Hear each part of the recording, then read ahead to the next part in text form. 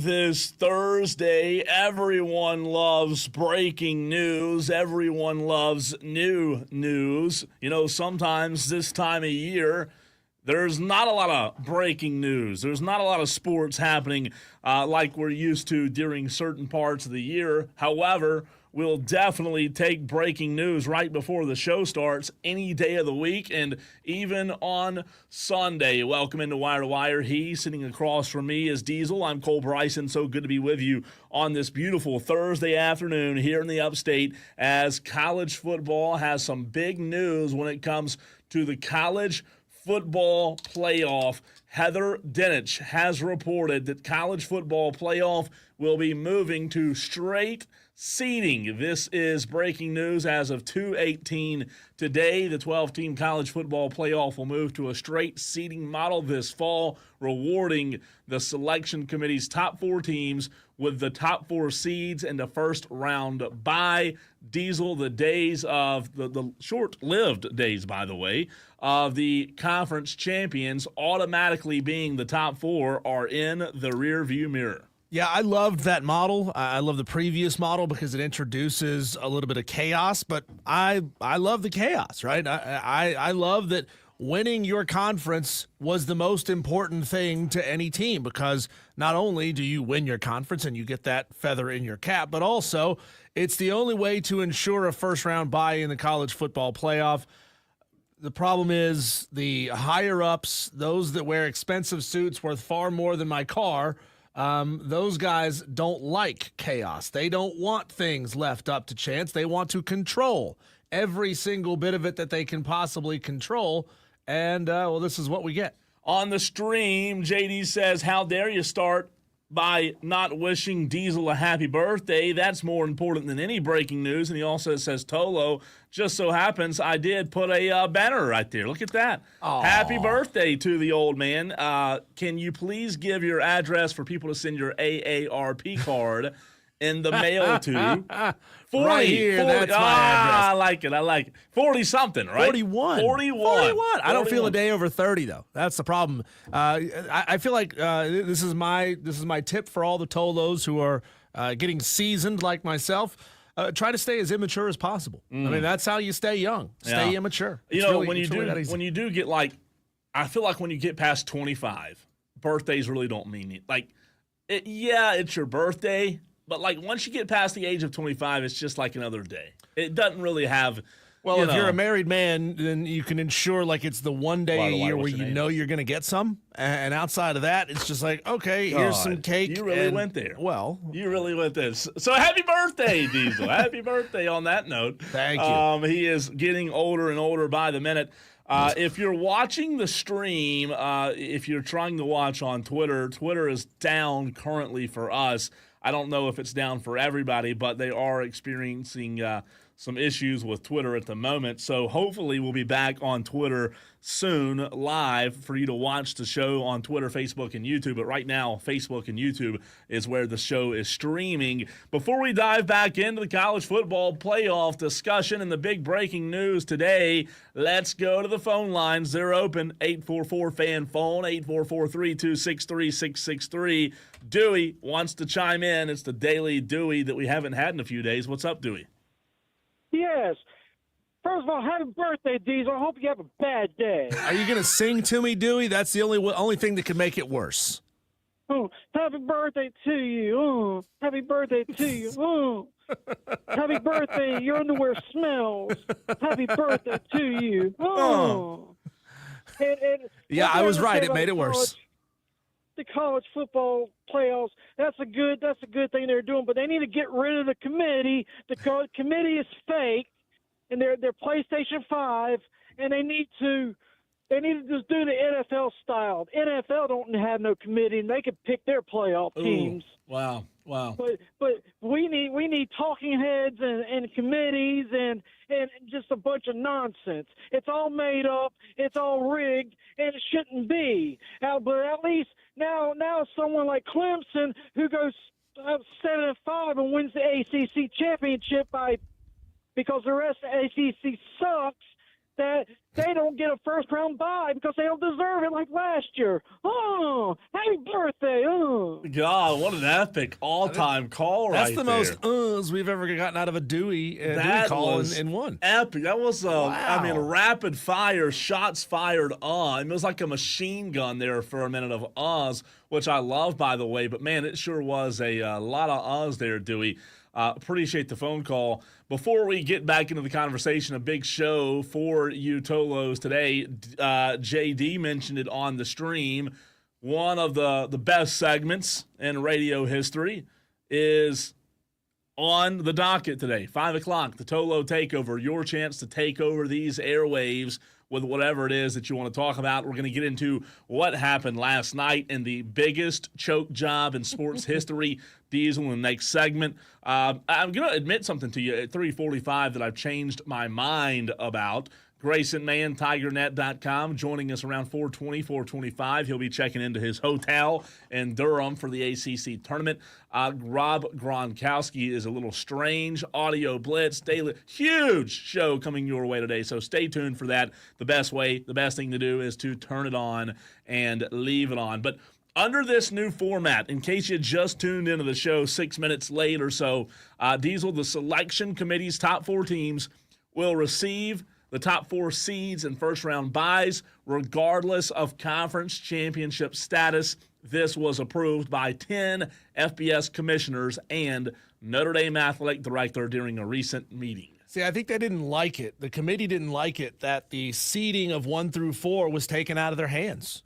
Previously, when it was the 4-team playoff, they could decide which 4 teams got in. They could decide where they should be in the seeding. And by removing that, they don't even get to decide who is in the top 4 anymore. This is what they wanted. You know, I've said it a million times on this show, Cole, and it's partially because I believe so much in the teachings of Dr. Ian Malcolm from the movie Jurassic Park. Life finds a way. He was a chaos mathematician. His whole belief system was based around the fact that you can't control the uncontrollable. Yeah. And college football is uncontrollable. You can think a team is going to run the table down the stretch and they stumble and they lose a game they shouldn't lose. Oh, crap, what do we do now? You can try to stack the deck, and they have been doing this for years. They try to stack the deck as much as they possibly can to get the outcome that they want, and things go squirrely on them every time. And I keep trying to tell people, embrace the chaos. Enjoy the chaos. Enjoy the moments of uncertainty here instead of trying to manufacture a certain product that you want. Because as soon as you try to manufacture it, it will go squirrely on you, or it will not turn out to be nearly as good a product as you want it to be. The Hub City SpartanBurgers text line is open as well at 844-FAN-PHONE, 844-326-3663. Diesel, I say this a lot on this show. I try, not just in sports and on the radio, but in life, I really do try. I think it's important for people to try to see both sides of every single topic, of every single argument. So I've tried my best today to try to see both sides of this new news that came out about an hour ago about the college football playoff. I will say this, and we're going to get into it. I want to hear your thoughts as well on this new news regarding the CFP, Diesel.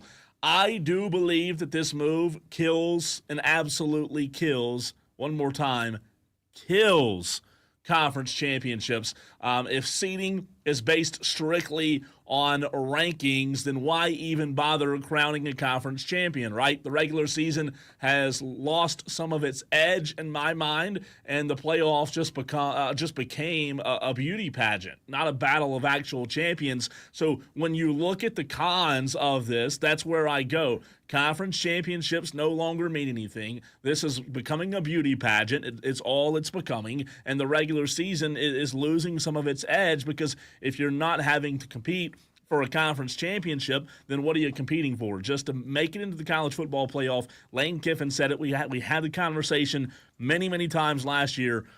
Conference championships have mattered less and less each year, and now all of a sudden, Diesel, what does it benefit you to win a conference championship in 2025?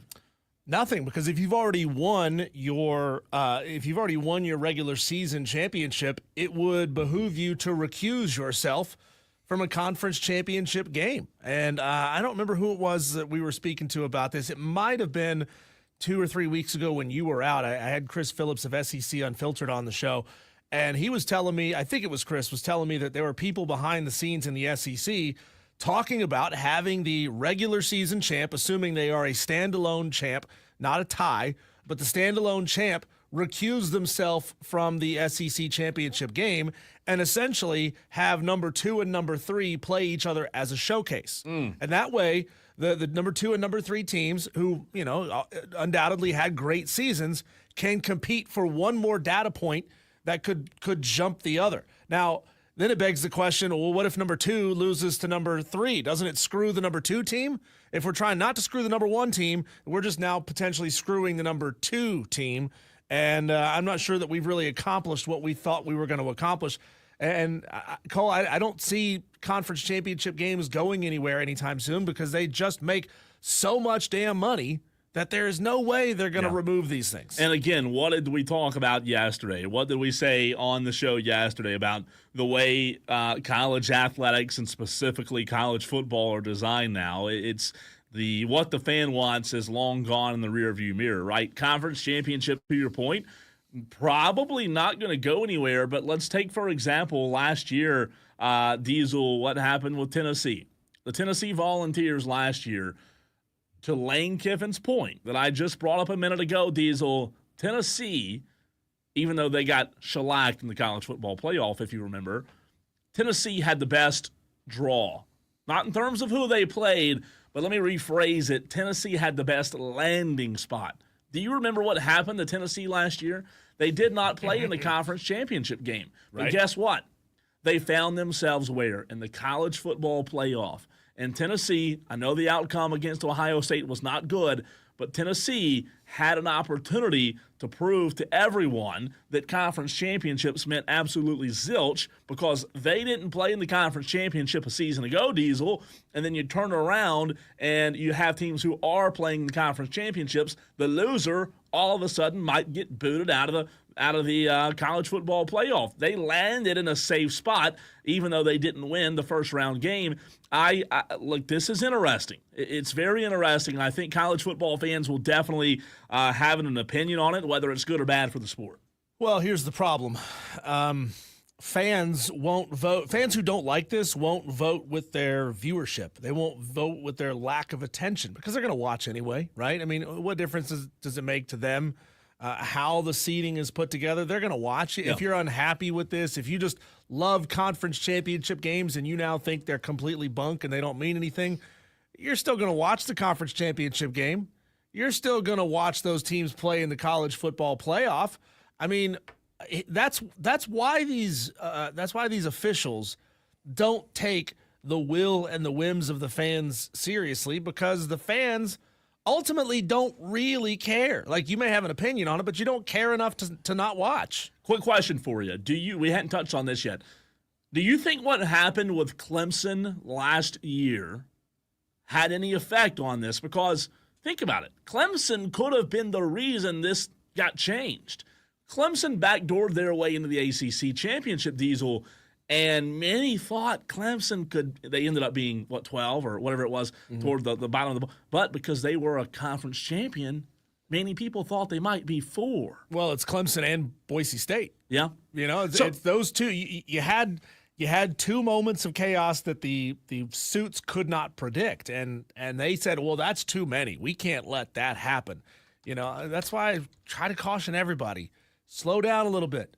Let this thing play out for 3 or 4 years before you start making decisions and up and changing the format again, before you know how this thing is going to play out. What if last year, Cole, was just the blip, and it just so happened to happen in the first year of the 12-team college football playoff, in the first year of the 4 highest-ranked conference champions getting the first-round bye, and it never happened again after that? What if it never happened again after that? So here we are, changing the rules, removing some bit of tradition, which is conference championships matter, for the sake of something that probably is unlikely to happen all that often. I just wonder what this will do, Diesel, to the teams that win their conference championship that were expected in the previous model to be able to get that top four. Does this now put them in danger of not even making the college football playoff altogether? Because if they're not locked in, but they're still maybe a 1 or a 0 loss team, they could miss out. Diesel, let's be honest, they could finish 13. Well, here's the next thing that scares me is if they change the rules again to say the two participants in the college, in the conference championship games are locked into the 12-team playoff, right? So, like, you can't be kicked out of the playoff by losing a conference championship game. You are in no matter what, which may be the only thing that holds any value to these teams, maybe the thing that keeps the number one team in the conference from recusing themselves from a conference championship game. And at that point, Cole, now you're talking about half the field or more being locked in and taking away even more intrigue because there's no possibility of you losing your space. If you just tuned into the show, previously the top 4 seeds in the college football playoff were reserved for the highest ranked conference champions. The shift to straight seeding aims to ensure, according to the committee, that the most deserving teams based on overall performance are rewarded with a more advantageous position, Diesel, in the playoff bracket. This adjustment addresses past controversies that we've talked about with lower-ranked conference champions receiving top 4 seeds over higher-ranked non-champions. When you talk about competitive balance, it's expected to enhance the competitiveness of the playoff altogether. I get like I said, trying to see both sides. I get why you try to make this happen and maybe provide for teams a more navigable path to the national championship. But at the end of the day, your conference championships, whether you like it or not, you can claim as a fan that you may be a conference champion, but now if this rule stays this way from now until the end of time or until the rule changes, conference championships are going to be nothing more than a banner that gets dusty in the rafters. Well, until it changes, that could be 6 weeks from now. I mean, who knows how long this ruling is going to stand. You can't enhance competitiveness by making seeding decisions in advance. I don't need to go through this again because I've done it many times on this station. Go back and look at the 14 playoff results. Go back and look at the semifinal games. Go back and look at the national championship games. All the time do we see good teams get blown out in the 14 playoff and in the semifinal games and in the championship games. You can't ensure that you're going to have great football games just because you have the number 1 and the number 4 team going at each other. You just cannot do that. It is an impossibility. It's like trying to nail Jell-O to a wall. You know, I think the committee, I don't know this, I'm just thinking in terms of why the committee would have decided to do this. I think as we got late in the season last year, Diesel, I think the committee regretted, and I talked about this last year, I think the committee regretted not having as much control as they wanted. Yeah. Remember we talked about on the show, when you set so many rules and you set so many parameters, it doesn't allow for fluidity, right? Sure. And sometimes that can be a good thing. Sometimes that can be a bad thing. But when you talk about setting standards and rules of who can make the playoff and who's going to make it and who's not, you're tying yourself, you're kind of handcuffing yourself in a way. I think a big part of it by the committee is they don't want to feel handcuffed. And I think toward the end of the year last year when they saw this thing winding down with, you mentioned Boise State and what happened to Clemson, I think the committee said, we don't have as much control from a big picture standpoint as we would like to, and I think that played a part in it, Diesel. I really do. So, really interesting article that you can find again on ESPN.com from Heather Denich reporting that the CFP will implement a straight seeding model this fall. They will do away with the highest-ranked four conference championship game winners, getting the top 4 seeds overall. Cole, we may not be done changing the college football playoff. I mean, we've heard and read articles over the past couple of weeks that it seems like the people in the room prefer now a jump to a 16-team playoff from 12 to 16. We thought we were going to go to 14. Now we're not going to do that. We're going to just jump straight to 16.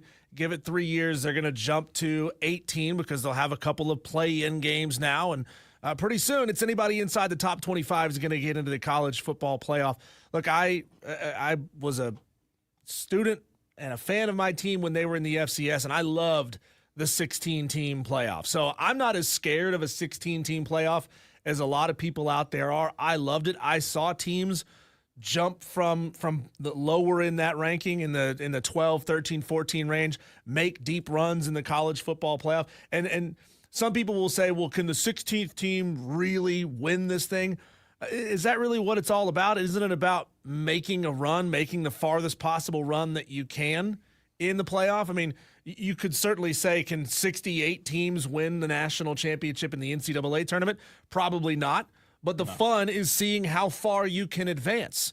So a lot of changes coming to the college football playoff. And just when you think you got it figured out, these squirrely suits up there will change their minds and do something else. When we come back, speaking of squirrely, Cole, the ending of last night's Pacers-Knicks game, woo, what a circuitous route that took to a final score. We'll get into it, play you some audio from the players and the coaches involved, all that coming your way next on the Fan Upstate.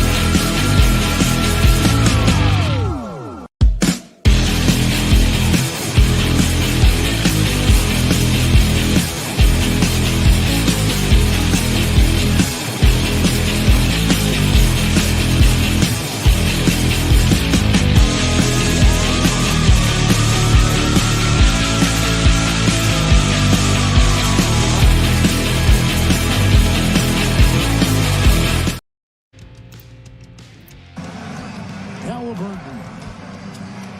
He'll take it. He'll backpedal, a free for the win, and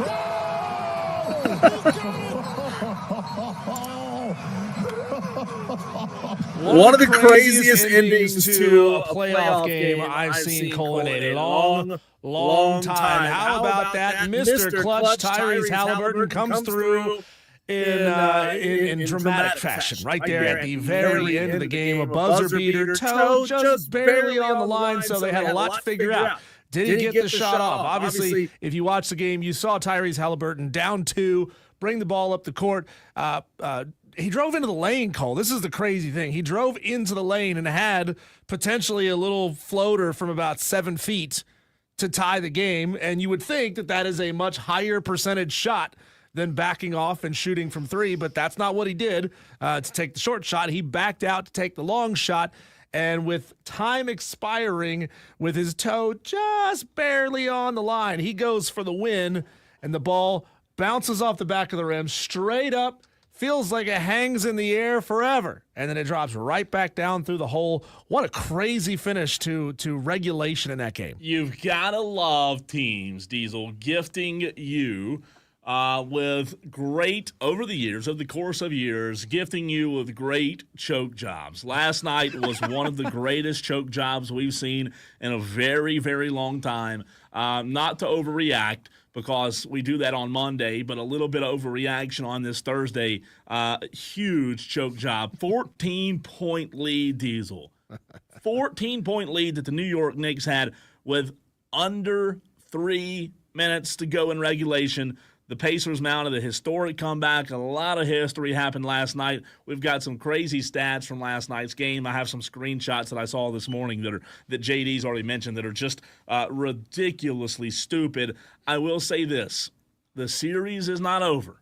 But I will tell you, after watching last night's game, that back-breaking loss for the New York Knicks might haunt them the rest of the series. When you lose in that fashion that they did last night, I don't see how you come back from that. Last night might be what ends their season. Man, I saw so many videos, and I love those videos of it's a bunch of dudes wearing all New York Knicks gear sitting around in a room, probably some podcast, and they're watching the game and just they're feeling themselves and they think it's over and they got the win, and then man, they snatched defeat from the jaws of victory. I love watching the video from the people outside of Madison Square Garden in the streets of New York City chanting Knicks in 4. Crazy. And then they're just their hopes were dashed. Their hearts were ripped out of them in just 170 seconds, Cole, the last 170 seconds of that game. The Pacers shot 6 for 6. 5 of those shots were three-pointers. 4 of them were Aaron Nesmith, who caught fire, scored 30 points in that basketball game. You had complete defensive meltdowns from the New York Knicks, who you would think a team that has done that, did it, 3 times against the Celtics? You would think that team would guard against the flop at the end of the game, but they just fell so short. What a crazy ending to that game. Again, defensive struggles, yes. Mistakes from the Knicks, yes. But when a team gets to that level of hot with under 2.5 minutes to play, 6 for 6, 5 3-pointers, it's really hard to defend against that. A little bit of breaking news for you on this Thursday. As of right now, it has just been announced that the Denver Nuggets are hiring David Adelman to be their next head coach. That is a really interesting hire after the firing of Malone a few weeks back. But breaking news, Nuggets have their new coach. You know, the stat that JD brought up, I just don't know how many times in the history of sports, Diesel, if this world continues to rotate for another 500,000 years, I don't know how many times you'll see a stat like you saw last night. The Knicks loss, if you haven't heard this yet, make sure you're sitting down.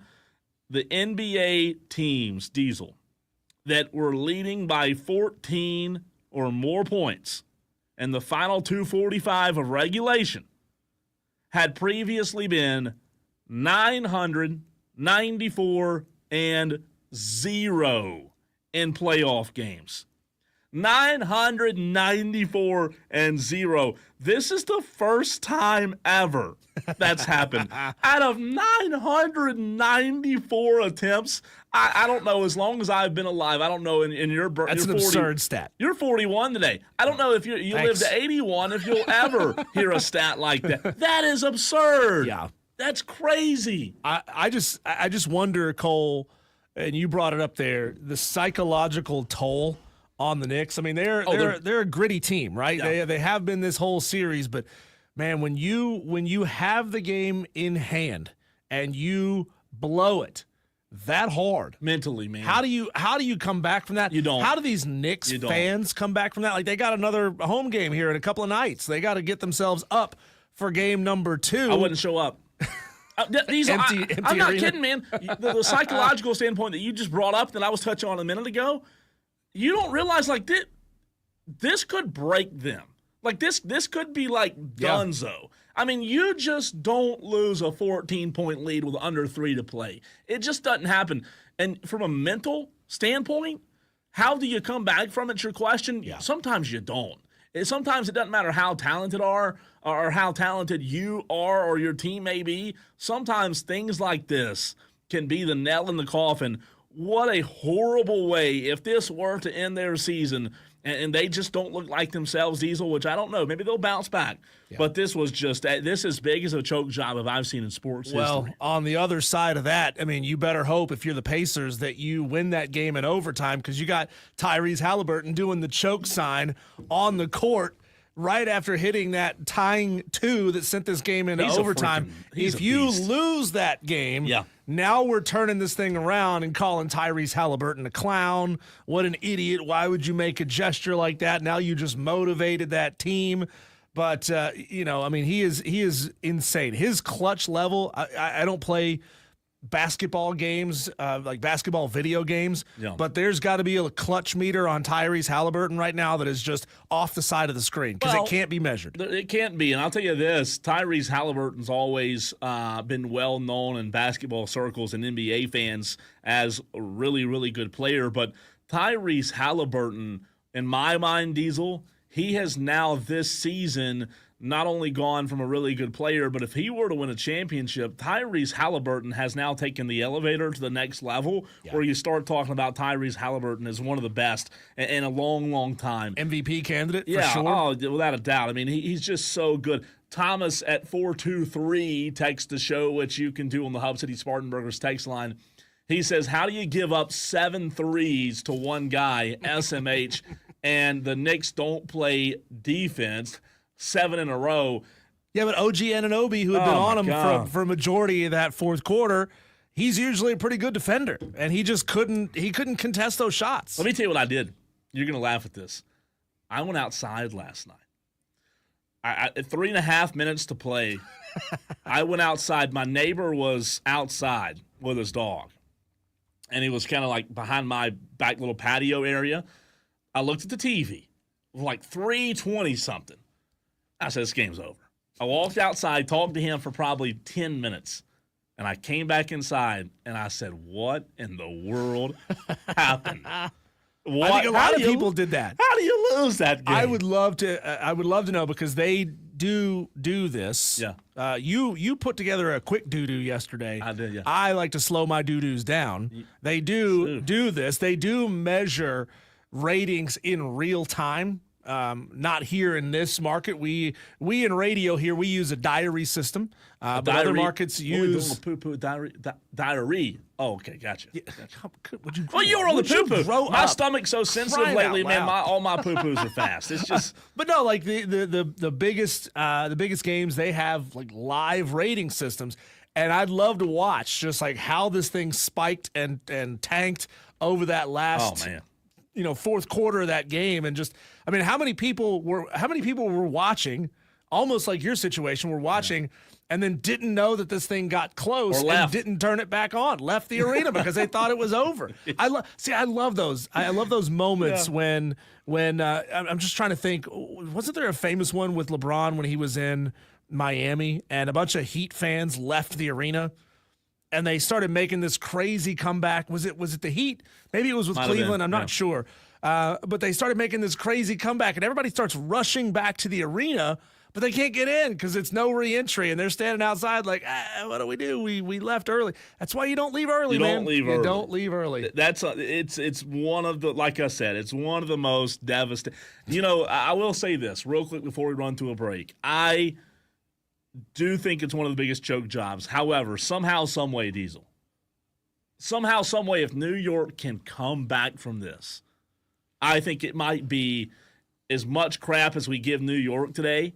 If New York can come back from this and win this series, it might be one of those just epic, heart of a champion type moments because it's going to take a lot. It's going to take a lot to come back from this, man. The only thing crazier than the ending we got is if that three-quarter shot fling with 0.2 seconds left last night had actually gone in.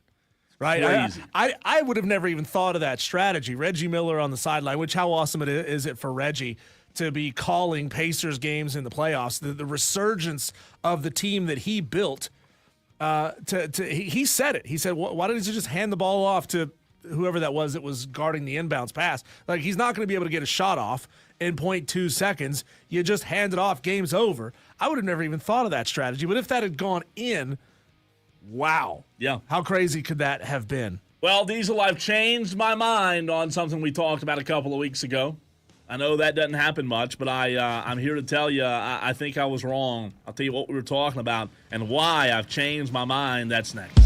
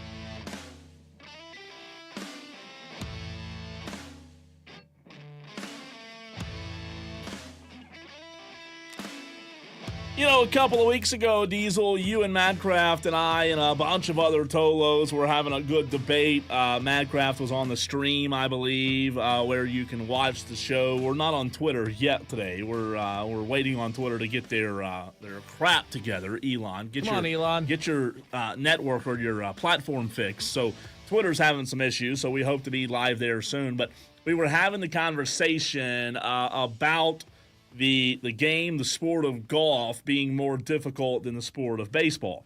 That was like 2 weeks ago, if you remember correctly. Well, then last week, Diesel, I did a sports spin, which airs on our other stations, and this one too, in the mornings. It's like a 60-second sports opinion. And I did it about baseball and golf, right? A friend of mine was listening, and it aired on Friday, so almost a week ago. He is a local high school football coach here in the upstate. He heard the sports spin at 10:11 in the morning, and he texted me. It was random. I finally put two and two together after I realized, I guess he just heard the sports spin. His text to me said, I picked up baseball at 13. In 6 years, I was playing Division I baseball. I picked up golf at 30. 12 years later, I still suck. My best round is 83.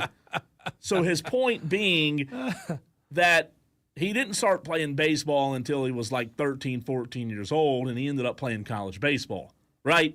Your teenage years are when you start, maturing and developing. Start thinking about girls. Yeah, your muscles and your body starts forming out, and you can pick up a sport and you can be good at it. That's when he did, and he played college baseball. He says, look, I picked up golf in my late 20s, early 30s. And he said, 10, 15 years later, he said, I'm still absolutely terrible. So, I've watched golf tournaments the last couple of weekends, and we've talked about it. And, I really do believe, Diesel, that I'm here to admit today on the Fan Upstate that I think I've changed my mind, that I do admit that golf might be the most difficult sport on planet Earth to conquer, to get good at. And if there's any sport out there, Tolos, that I'm missing or not thinking of, please let me know on the text line or the stream. But, Diesel, I think I'm here to admit today that golf is the toughest sport to get good at on planet Earth. Well, they say all the time that if you are a former baseball player, you're going to struggle getting into golf because of the mechanics are similar enough, but it's really hard for you to break the habits. Even if you didn't play as a baseball player. Even if you didn't play like me, I didn't play. I think I quit playing baseball like middle school. Yeah. But I played from the time I was young to middle school. And when I was at North Greenville, no lie, I took golf lessons from the golf coach one time. And Diesel, I think I've told this story before, but he said, here, swing the golf club a couple times. And I did. I hit the ball, whatever. And he asked me, he said, how long did you play baseball for? I never told him I played baseball. But guess what? You're right. It's tough. The mechanics, the margin for error, the mechanics. Did I mention mechanics? The mental side. The mechanics. The frustration. And the mechanics. I mean, the mental pressure. I mean, it is unbelievable. I just think now today, as on the 22nd of May, I think I've settled that I do believe golf's the most difficult sport there is. And if there's one I've missed, please. Baseball is incredibly challenging. Yeah. It really is. Hitting a ball that's moving, Diesel, that's tough. But, man, there's something about golf that I think I'm with you now. It took me some time, though. Trust me, I find a myriad of ways to have mental lapses on the golf course. I find those all the time. I think the truth is you got to stop thinking so much when it comes to playing golf. And the pros, all they do is focus. For me, I need to stop focusing and just go out there and hit the ball. Yeah, I think so. It's interesting though. Maybe the mental part that you bring up that we've seen so many golfers struggle with, like Rory. Maybe that's why. Maybe that's what separates it. I'm not saying baseball doesn't need you to be mentally focused. I'm not saying that. Yeah. But what I'm saying is I think from a mental standpoint, if you do play golf, I think the mentality is where it separates itself. Texter says, sounds like your friend was referring to the baseball and golf debate we had. Yeah, Texter, if you just tuned in, that's exactly what he was referring to. If you just tuned in, I did a sports spin about it, and he heard the sports spin and texted me. It's easier to get good at baseball.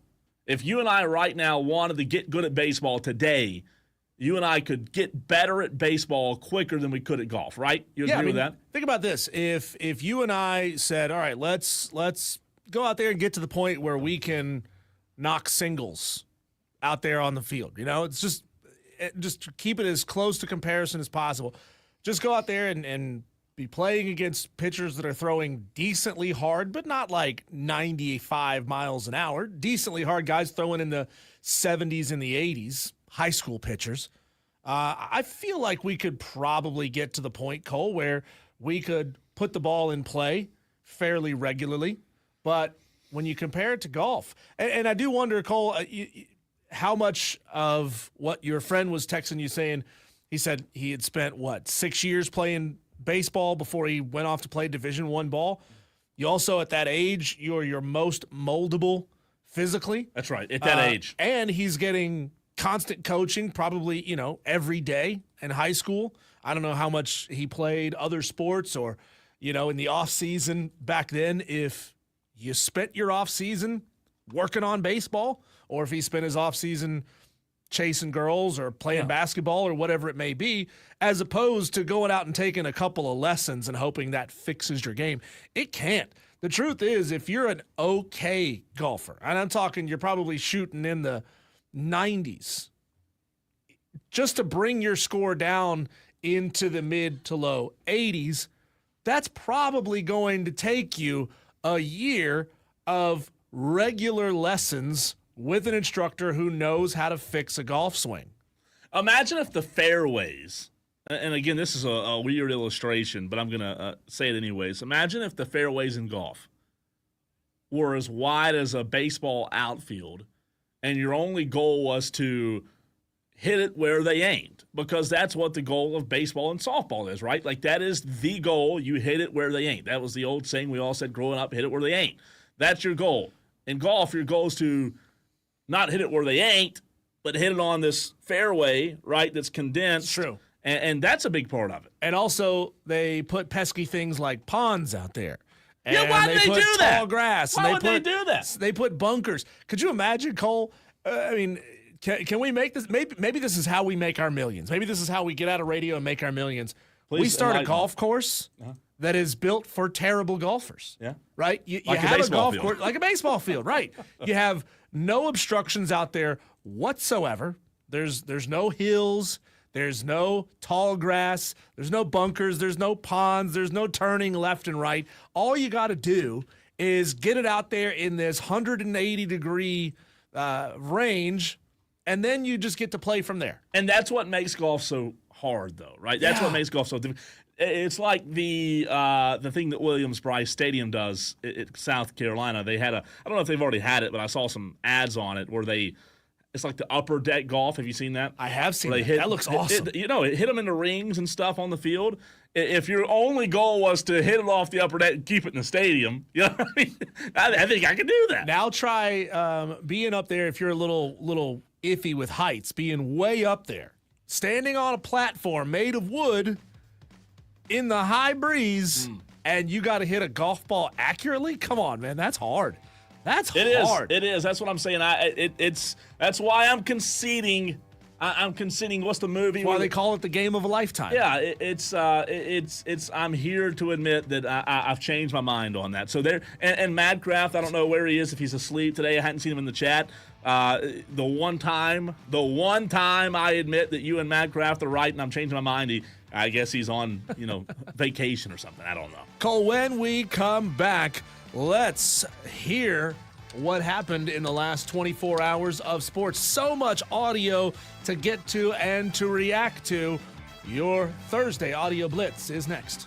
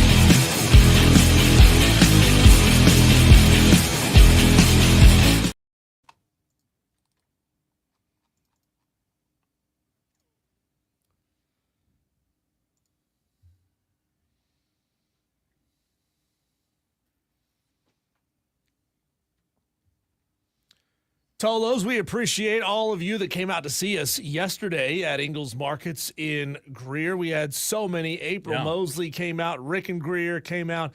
5 or 6 other Tolos. This might be the most attended Tolo show we've had on location at an Ingles Markets. If not, it's up there, man, because they just kept rolling through the entire show. I think it was. I mean, I think there were 7 or 8 total Tolos. Some of them worked at Ingles. I mean, it was a Tolo day. We had Tolos from down the street say, "Hey, man, I've been listening to you forever. That's right. Wanted to come by and say hello." You know, I also want to throw out there, Diesel, that as we are now 2 weeks away from being at our next Ingles in Spartanburg, Boiling Springs over there on Asheville Highway at Springfield, we will have 3 straight opportunities that week for you to come out and see us. We'll be at Ingles that day, and then the next 2 days we'll be in Greenville right here at Thornblade. For 2 straight days. Yeah. I love it. BMW Charity Pro-Am. It's going to be a lot of fun. I'm going to have to get out there. I'm getting myself credentialed. We're both trying to get ourselves credentialed for the practice rounds. Maybe we'll get out there early and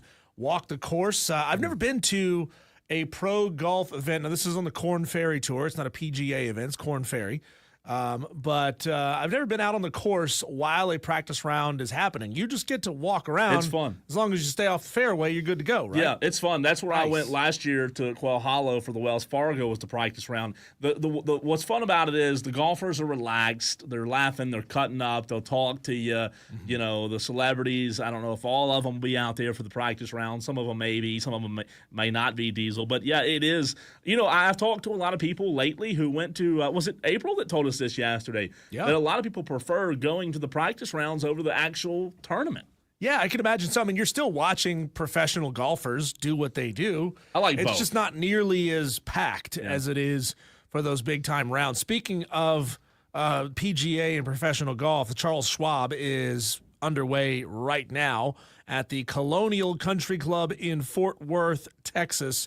Most of the big-name guys, I mean, like the biggest of the big-name guys, they're not playing in this event, but there's a few decent names out there. Akshay Bhatia is 3 under. He is tied for 7th place. He's 4 shots off the lead. Tommy Fleetwood also there at -3. He's tied. Trying to scroll down and see who else is in this thing. I know Lucas Glover is at -2. He's tied for 16th. Not bad. I was just going to say this is the live effect. This is the effect of live is these weekend tournaments, Diesel, that aren't majors. If the live guys aren't there, there's some of the biggest names in golf that aren't in those tournaments. And then if those guys aren't there, a lot of the PGA big names, you know, what's their reasoning for being there? What's their motive? I don't like it. It does water down these weekend tournaments. I would like to see some big names. I don't know if the rule still stands, but I do remember a couple of years ago, the president of the PGA was trying to set rules for how many events these golfers were going to be required to play in. It's like you don't have to play every single week, but you're not allowed to miss more than X number of weeks on the PGA Tour because they wanted the biggest names, kind of like load management, that conversation in the NBA. They don't want the best players in the game not showing up because that's certainly going to affect attendance and sales. Scotty Scheffler is playing in this tournament, by the way, who just won last week at the PGA. He is at 2 under, tied for 16th. Jordan Spieth is at 1 under, tied for 36. So he's 6 shots off the lead on the first day. So there's still a lot of room to go for a lot of these players. Scotty, again, -2. He's through 8 holes. So he can certainly make up some ground on most of the top 10 or so who've already finished their rounds early. And whenever you're ready to begin the audio blitz, because it's your birthday, we're gonna let those Tolos who did not hear the first hour of the show. You ready for this, Diesel? Let's start it right now. Are you sure? Here you go. Here you go. You asked for it. Oh, happy birthday to you. Oh, happy birthday to you. Oh, happy birthday. Your underwear smells. Happy birthday to you. Oh. That was Dewey's happy Beautiful. birthday. Was that not Thank you, beautiful? Dewey. If we put some nice music behind it, it might be better. I would ask Dewey where the cake is, but I wouldn't eat anything that Dewey handed me, to be honest. And wash your damn hands. There's that Wash right your there. damn hands. Right there. Yeah, that's good stuff, Dewey. Good stuff. All right, let's get to our audio blitz. Cole, we already brought this in the second segment of the show, but what a wild finish to regulation last night as Tyrese Halliburton drives the court. He has the ball in the lane, says, nope, I'll step back out, try to hit a game-winning dagger three. His toe was on the line, so it only counts for two, sent the game into overtime, but this is what that shot sounded like. Halliburton. He'll take it. He'll backpedal a three for the win. And no! He got it! What a crazy, crazy finish to that game. Halliburton as clutch as it gets. Yeah. After the game, in case you didn't see it, he hit that shot and then he did the choke sign to the Knicks fans. And it's a good thing that they won the game ultimately, because then we'd all be clowning on Tyrese Halliburton for throwing the choke sign. But he was asked about that in his post-game interview, asked about the early choke sign. That's fun. I know it's not your goal, but you keep entertaining us. We got to go back to end of regulation. Was there any thought in your mind of taking a two? And was there a hesitation, or were you always going to come back out? I was going for the two, and then Mikal hit the ball. And I didn't know how much time was left, so I just tried to gather myself and knock the shot down. I thought it was a three.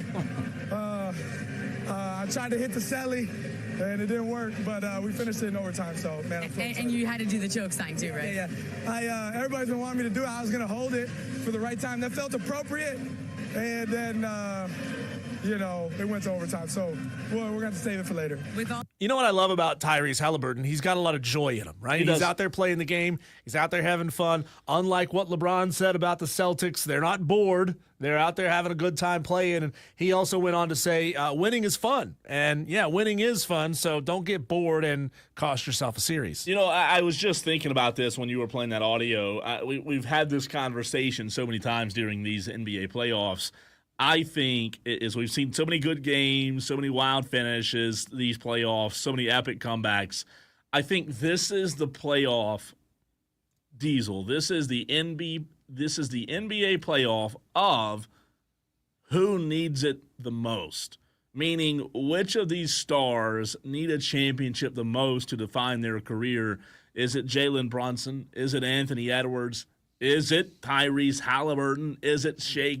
I mean, think about it. You've got stars scattered or littered everywhere in these NBA playoffs, and to me, that's what it is. It's the playoff of who needs it the most. You got a bunch of hungry, up-and-coming young stars who most of them haven't won anything yet. No. I love that. I love how fascinating that is. Here was the final possession in overtime, the one where the Knicks had an opportunity to put up a shot, tie the game. They ultimately fumbled the ball out of bounds, and then the very tail end, I think, has that inbounds play in an attempt to hit one with 0.2 seconds to go. And here's Brunson, picked up by Nimhard, down by three. Here is a three for the tie, short, caught by Hart, out to Towns, to tie, no! Rebound, fought for, loose, Bridges has got it, clock is ticking, out of bounds!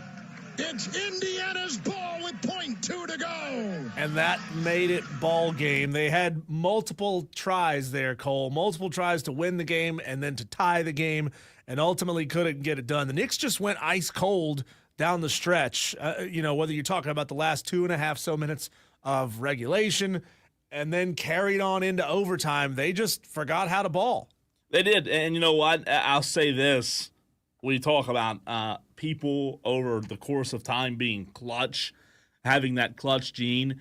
Sometimes we kind of go through NBA seasons or seasons in the MLB or in the NFL as well where we don't see as many clutch moments. I mean, Michael Jordan was the king of clutch, but man, there are still clutch genes being created, evidently, and I love to see it. Well, one of the things about clutch, Cole, is we most of the time only remember the moments where the clutch gene worked and came through. Like we don't. I mean, I'm sure there have been plenty times over the course of this season and past seasons where Tyrese Halliburton has had the ball in his hands as the clock was winding down, and he hadn't hit the shots. Yeah, that's what but we've seen like how he has turned it on and gotten so hyper focused and so good in those moments in these playoffs. He's turned it on and left it on, man. He knows what's up. He He's knows how to turned it toe on low. and left it on. Here's Jalen Brunson after the game being asked to explain what happened in that fourth quarter collapse, and he says, "I can't." Jalen, how do you summarize? You guys had a 14-point lead with 2:51 left to go. How do you summarize how the game closed? Can't really summarize it. Give them a lot of credit. They closed the game out like they've been doing it all playoffs. Just not really good on our part. Pretty rare to see a guy like Neesmith hit 5 threes in a row in late game. Just what did you see on the defense from him that let him get those shots up? I mean, it wasn't rare or a rare sighting. I mean, he can shoot, and but no, when good teams, when they have a hot shooter, they find him. So it's just not good on our part, and finding him in transition and him getting open spots. I appreciate the fact that at least Jalen Brunson isn't sulking in this opportunity, sulking in this moment. He, there's a lot of understanding there of we did a lot of things wrong, haven't had the time to look at it and figure it out. But when a guy is hot, a guy is hot. There's not a whole lot you can do about it. You know what's interesting? I think his words, his answer, I think it was dead on. Like they asked the question. The first question was, "How do you explain what happened?" If you still have that, hit that again. Hit that answer from because a lot of people would try to make something of it. I mean, just listen to this answer. I think he's dead on with this. Jalen, how do you summarize? You guys had a 14-point lead with 2:51 left to go. How do you summarize how the game closed? Can't really summarize it. That's it. You can't summarize. Like, you can't.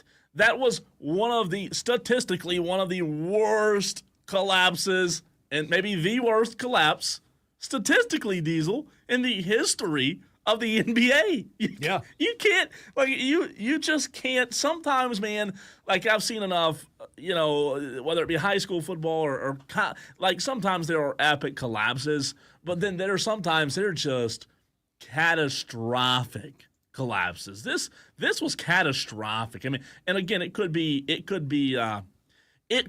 what doesn't allow the Knicks to resurrect themselves. This one could be troubling. Wow, franchise killer in Game 1 of the Eastern Conference Finals. How about that? Cole, a big name in the world of college football who has recently retired, who I think a lot of people would look at and say could be a valued member of the stewardship of college football going forward. Mac Brown has some ideas on how he would fix college football. This clip is about 1 minute and 20 seconds long. We don't have to play the whole thing, but here is Coach Brown talking about how he would fix CFB. This would be hard. You've got to look at it through Congress, but I really think kids should stay 2 years at a school when they get there because they get mad as a freshman. They want to transfer, and that's not right. We're allowing kids not to have to work for something anymore. And the stat I was given a few years ago, guys, is if you transfer once, you've got a 63% chance to graduate because a lot of your classes won't transfer. We've got kids transferring 4 or 5 times. They're not going to graduate. And then they're not going to get jobs.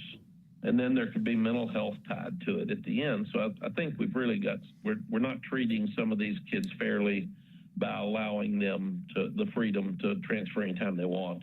That's interesting. That's good. That's a 2-year requirement. A 2-year requirement when you join a team. And I think we've discussed, this in not in passing, but the possibilities of it. 2-year commitment, but then again, a 2-year commitment to a team, Diesel. That's restricting player movement. That's half a career, or more than half. That's more than half of some players' careers. Like, I don't hate it. I do think that's fascinating audio there by Mac Brown, but guess what? Doesn't matter anymore in the grand scheme of things. We talked about this yesterday. They don't care. They care about revenue and certain programs still value degrees. They do. Clemson's one of them. Yeah. And I think that's really important. Even though we joke about it sometimes, I do think it's important. But come on, man. Like, this is crazy. Everybody has an answer right now, but I hadn't heard one I like. What happens, Cole, when we get to a point where essentially student athletes won't have to be a student while they're an athlete, but they can come back after the fact and be a student, right? You go, you're at a place for a year, 2 years, 4 years, whatever it is. You finish your athletic eligibility, whether you go off to the NFL or whether you don't, the school would still owe them after the fact an education, allowing them to focus on one thing or another at a given time.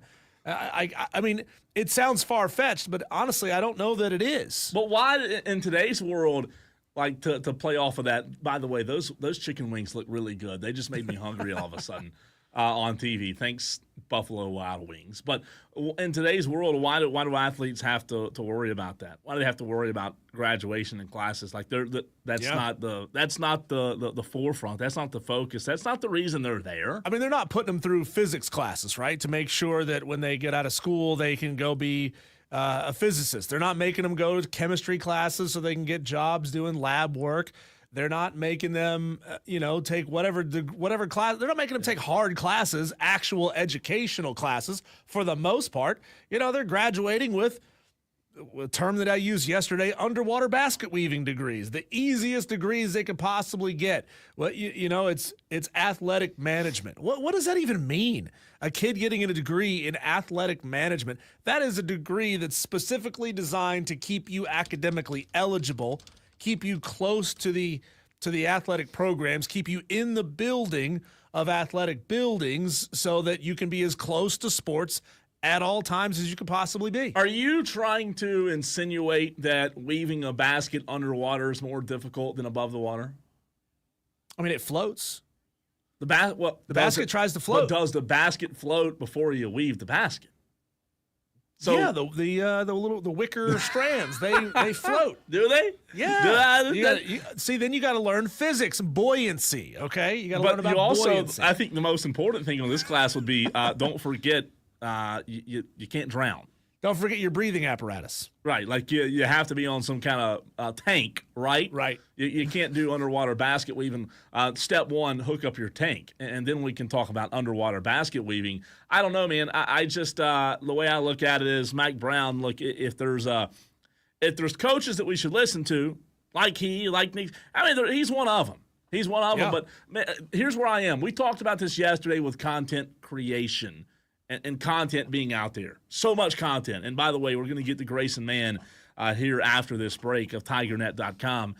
But, Diesel, do you not feel like I do right now when it comes to all of these different coaches and talking here? Everybody has an answer and a fix to college football. I feel the same way about that as I do with content creation, with there being so much content out there.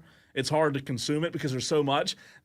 Everybody has a fix and a plan for college football right now. And now that I've heard so many people's fix, I don't know that I've heard anything that's good anymore. It's just like overload. I don't know. Nobody has an answer, but everybody thinks they do. At least that's what they say, at least. We got this guy not sure, and he's going to fix everything. I know, man. It's going to be a lot of fun. Great movie, Idiocracy. Watch it if you haven't. Add it to my list of movies I need to watch by Diesel. Coming up next, we're going to talk to Grayson. Man, we chat with Grayson a good bit, sometimes once a week or so on this very show. He has the latest when it comes to what's happening in the upstate. And maybe, just maybe, I'll pick on him with some NBA since his NBA team's not there. We'll see. I see him smiling about that. Maybe not. Grayson Mann, TigerNet.com next.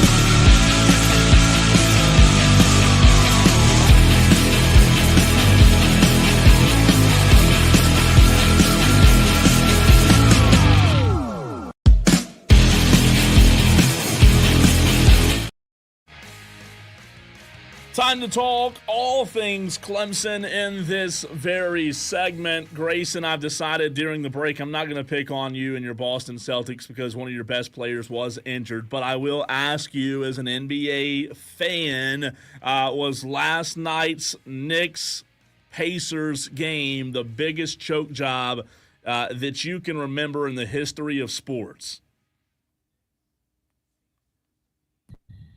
Sorry. I don't really think so, Cole, because I think the biggest choke job that I've seen in recent memory was my team doing it twice in the span of 3 days to open up that second round. So, But have you heard the stat though, Grayson? Have you heard the stat on what happened last night with? Let's see. Here it is. Your reaction to this? You probably already heard it. You're a sports guy. Grayson, last night we saw truly the in my opinion the biggest of meltdowns ever. NBA teams going into last night that were leading by 14 or more points in the final 2:45 of regulation had been 994-0 in playoff history until last night. Until now. That's bad, right? But that's pretty bad. Even though your Celtics didn't play well, who are you pulling for now? So my brother is actually an Oklahoma City Thunder fan. You can bring him on the show and ask him why, but I guess I'll be pulling out for the twin brother that's just so he's happy. We gotta keep the household happy. But in terms of who I'd like to see get a ring out of this bunch, I'd love to see Indiana do it. I love Halliburton and just the electricity, the way that team plays together. They're very Spurs-ish in the way that the ball's always touching everybody on each possession. It's very fluid. They're very well coached. There's not a lot of the foul baiting, if you want to get into that discussion on NBA Twitter, but they just feel like the most fun team for me, and probably of the four, the least likely picked of the group. So I would love to see the Pacers do it. Grayson, stay in there with your Celtics here for just a split second. How fast are they going to hire LeBron James to come in and be a motivational coach? I don't know if you heard the audio where LeBron said, "Oh, it's just because they look bored out there. They're bored with winning, so they didn't really push hard enough to get it done against the Knicks." Right. It wasn't anything other than great reaction. Superstar to tear their Achilles. That's boring to the. What is LeBron doing? What is he doing? Great question.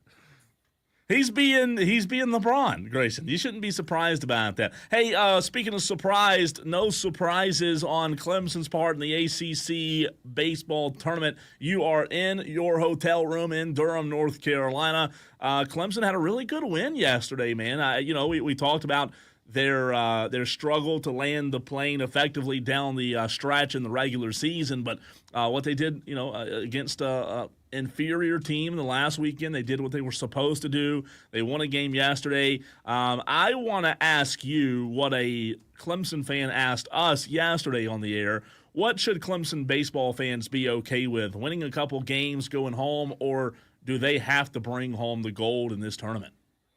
I think in terms of where Clemson stands within this ACC tournament, Cole, I think in terms of goals this week, I think for fans, it was probably how much is it going to take for Clemson to host a regional next weekend. And so I think for Clemson, sweeping Pittsburgh and beating Virginia Tech, in my mind, I think is potentially enough with the RPI, the way they're structured right now and the strength of schedule that they've had.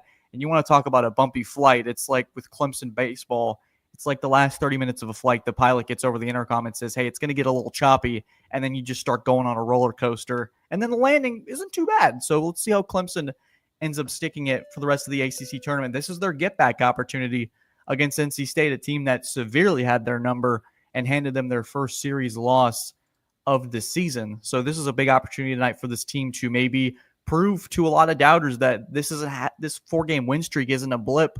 It's them playing at the right time and potentially turning the corner like many expected this time of year. Grayson, what do you foresee as the recipe needed to get past NC State this time? Drew Titsworth has been pretty good over the course of the season. The last time they played NC State, he gave up 4 earned runs in his 4 innings against NC State. Number one, obviously, he has to pitch better. He has to keep things down in the first couple of innings. But how do they beat this team that really had their number last time? I think it's going to come down to the offense in the starting 9. I know a lot of people will point to the pitching staff as the end all be all for this group, and that's the way for this team to find success. But really, for the last few weeks, it's been the offense that's struggled and not be able to really help out a pitching staff that maybe you get a couple runs here and there, you maybe surrender something, but something that Eric Bakich has pointed out is we just have to be consistent on offense, is that this group's got to find their rhythm. It feels like maybe the last few weeks, especially when you have a skid, they've been swinging at a lot more than they should. And I think this has been a lot more of a patient group, especially against Pittsburgh, yesterday against Virginia Tech. You have your big stars making plays. Canarella, the right foot at home plate felt very Canarella-ish of him, where you take a big chance and he ends up succeeding on that front. So I'm looking at tonight for the offense to come alive against NC State. Really didn't do – obviously you need your pitching staff to do a better job, but I think it's got to be a complementary effort where it can't just be one group. It's got to be both. And against a really good team against NC State, they're going to need that in droves. Grayson, Clemson fans, have talked about the way the season ended and the way it's headed now. Hopefully, to your point, hopefully they are riding the ship. But for somebody that's just been, let's pretend, somebody that's been busy the last couple of weeks, who hasn't been able to hear a lot of Eric Bakich audio, that may be driving around the upstate today listening, that may be a Clemson fan, and in your time and your interviews with Eric Bakich over the last few weeks, what would you say the common theme or the constant message from him has been in the last few weeks to wind down the regular season? Well, I point to a Sunday outing with Duke, and you could tell that he was frustrated. You could tell that there might have been a little bit of a come-to-Jesus meeting in the dugout after that series loss to Duke, and he just flat out said that he's going to be bold, he's going to be confident, felt like this was a part of their story. And in a way, in that ESPN interview against Virginia Tech yesterday, he said it felt like they needed to go through that a little bit. The skid lasted longer than they would have liked, but at the same time, you face a little bit of adversity, and it was sort of the inverse of the last two seasons where his ball club has been playing their best ball, and then they run into a gauntlet, whether that's Tennessee or Florida.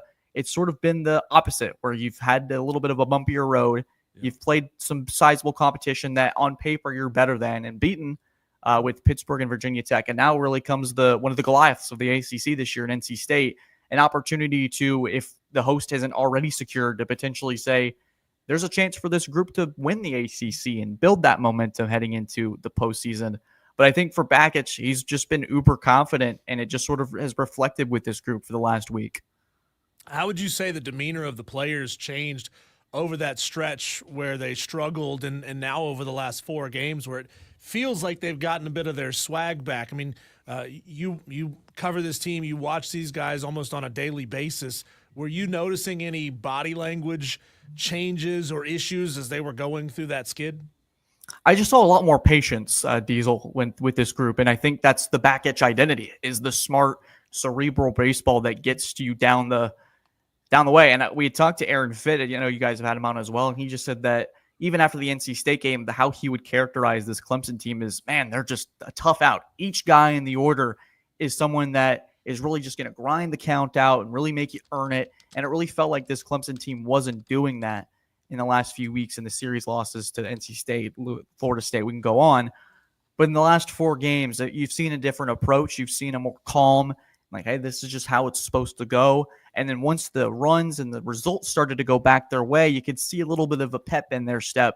And it really, I think, culminated in a win over Virginia Tech where Canuck shoves for 6 innings. He gives up the leadoff homer, but is still able to settle in and do what he needs to do to keep things rolling. And then the offense gets 3 runs to start the inning and gives him a little bit of a cushion. So each was sort of complementing each other, and it came together in a nice win over VT. They're going to sort of need to replicate that tonight. I think when you see that identity come to form, that's when Clemson's scary. That's when Eric Bakich's true identity comes out.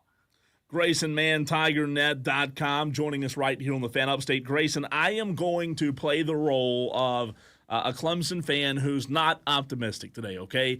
Okay. You mentioned that, hey, they're maybe riding the ship. They've won, 1, 2, 3, 4 games in a row now, 3 against Pitt, the 1 win against Virginia Tech. But as in the role, Grayson, that I'm playing today, I'm going to tell you, Grayson, they've won 4 in a row, but look who they've beaten, right? And if you go back to the games that they lost, they were teams with a pulse. They were really good baseball teams. Why should I, as a Clemson fan, feel like that things are going to change in the postseason when we're playing good teams again?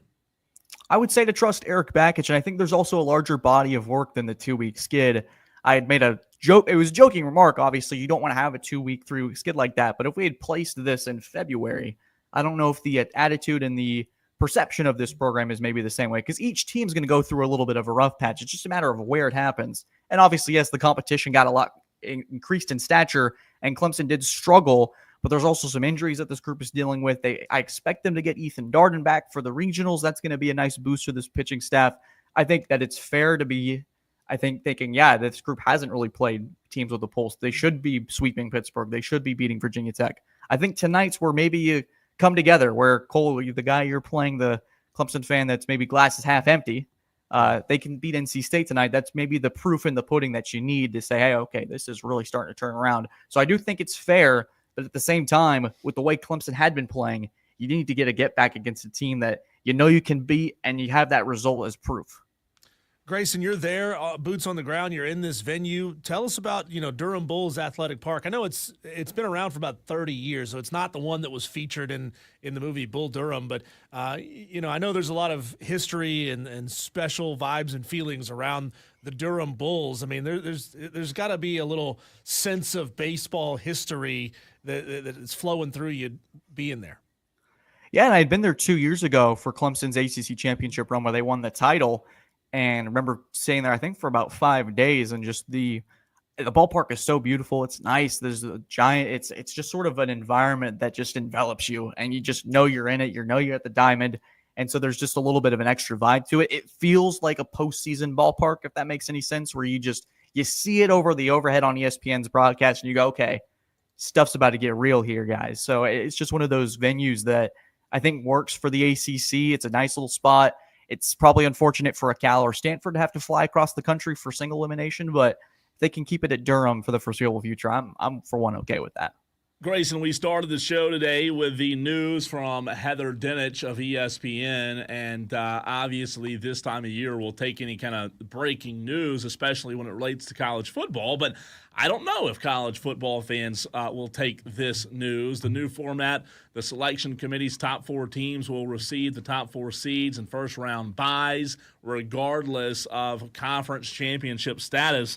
Do you think Clemson had anything to do with the decision or by the committee to maybe alter this because of what happened in many people last year using the term backdooring their way into the playoff? I'm not sure if Clemson maybe had something to do with it. It probably was more of an SEC Big Ten-led discussion to point to Boise State as the prime example, thinking the Mountain West champion probably shouldn't earn a bye in the college football playoff. Now, I still think that if you win your conference and we have that group of 5 buy-in, I still think if, let's say, Clemson goes 10-3 again, wins the ACC, you still win a Power 4 conference.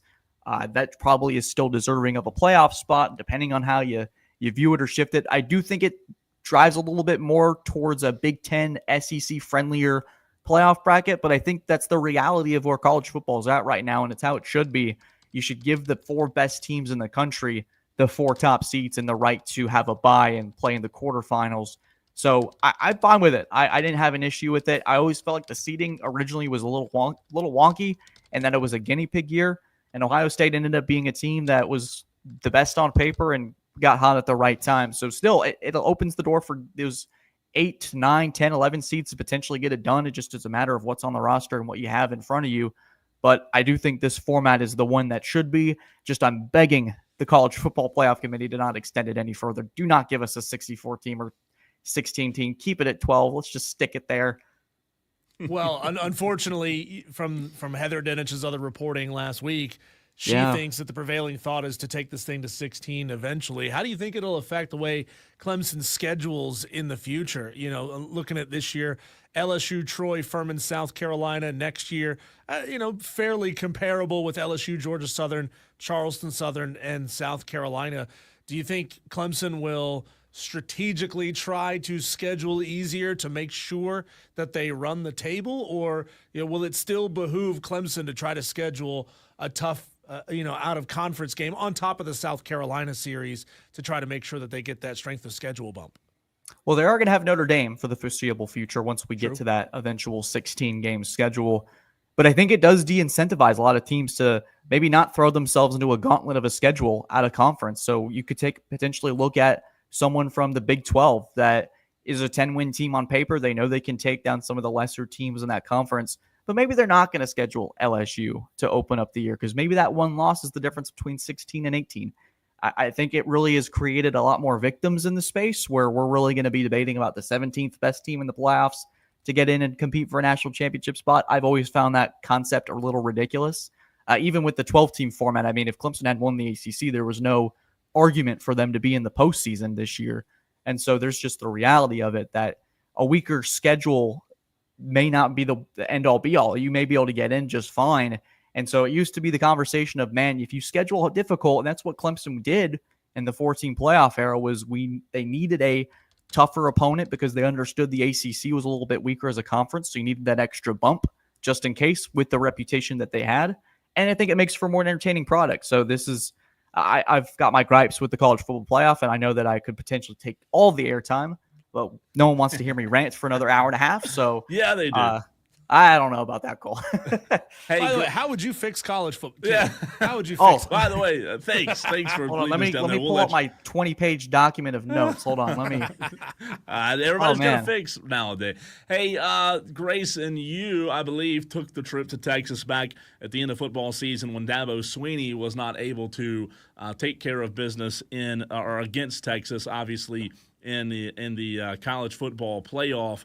Do you believe John Rittman will be able to do that? A tough test for Clemson softball this weekend.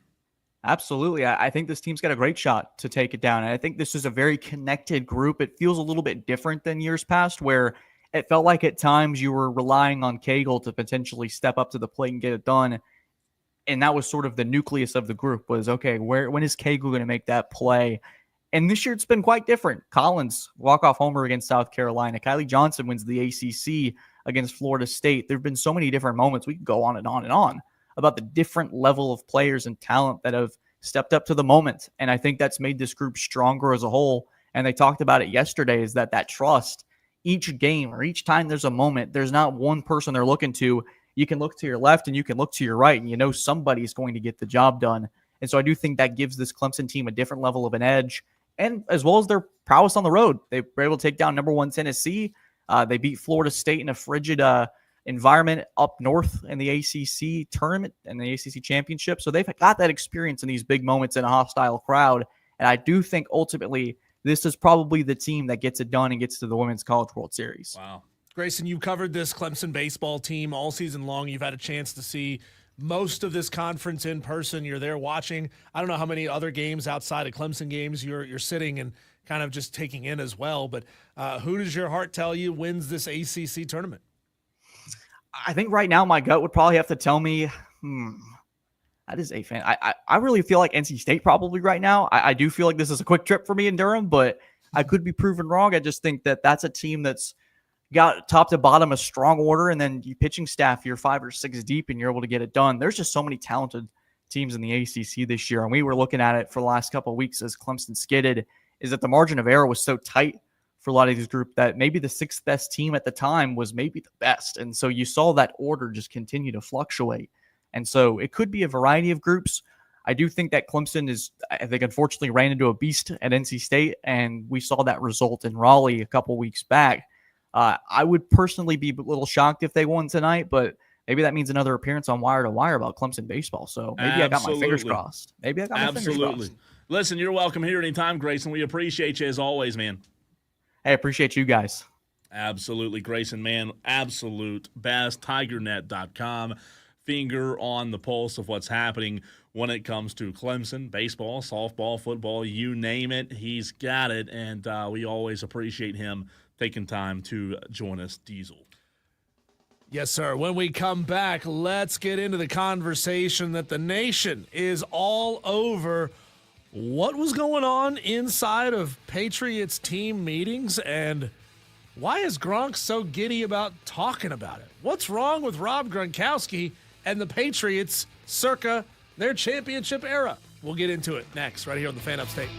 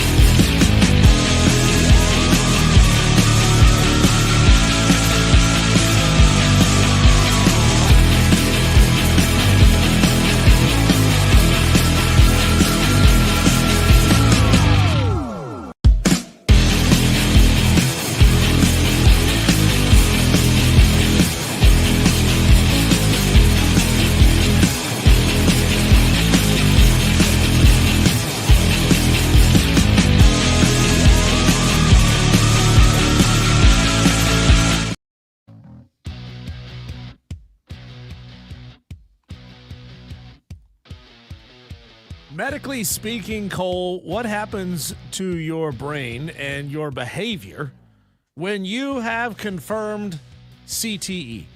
Athletes frequently reported increased aggression, poor impulse control, and reckless behavior. These symptoms often appear before cognitive decline.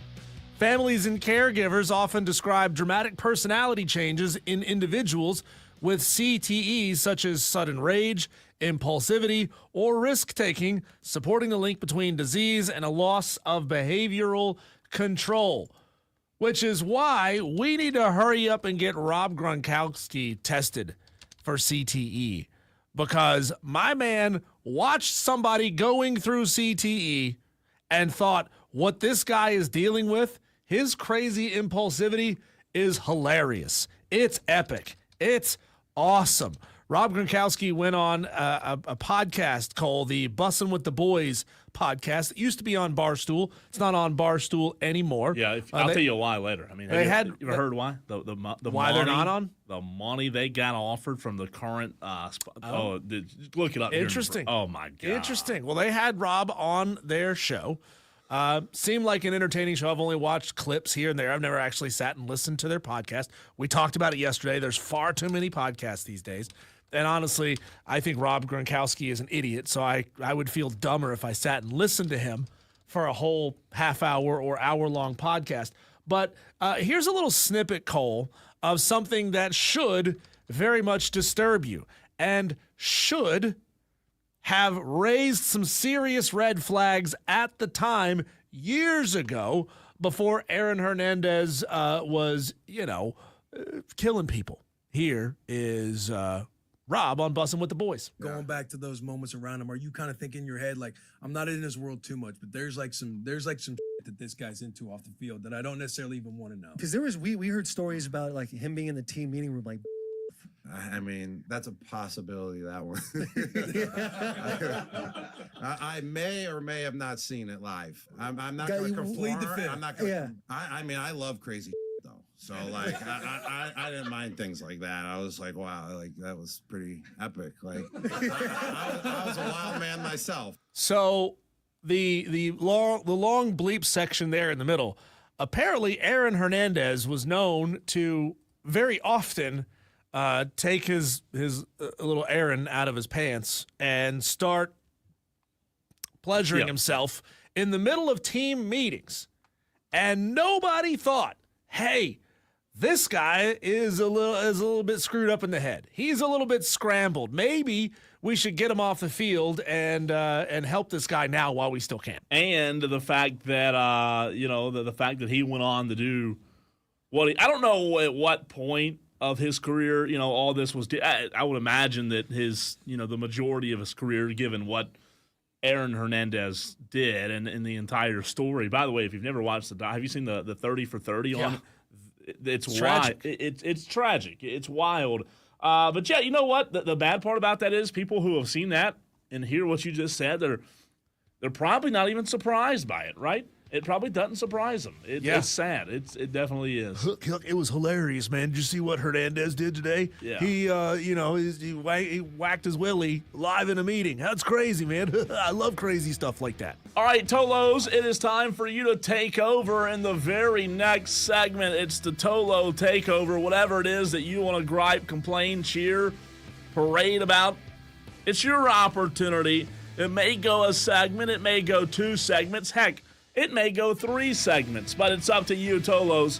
How awesome are your takes going to be today? That's next.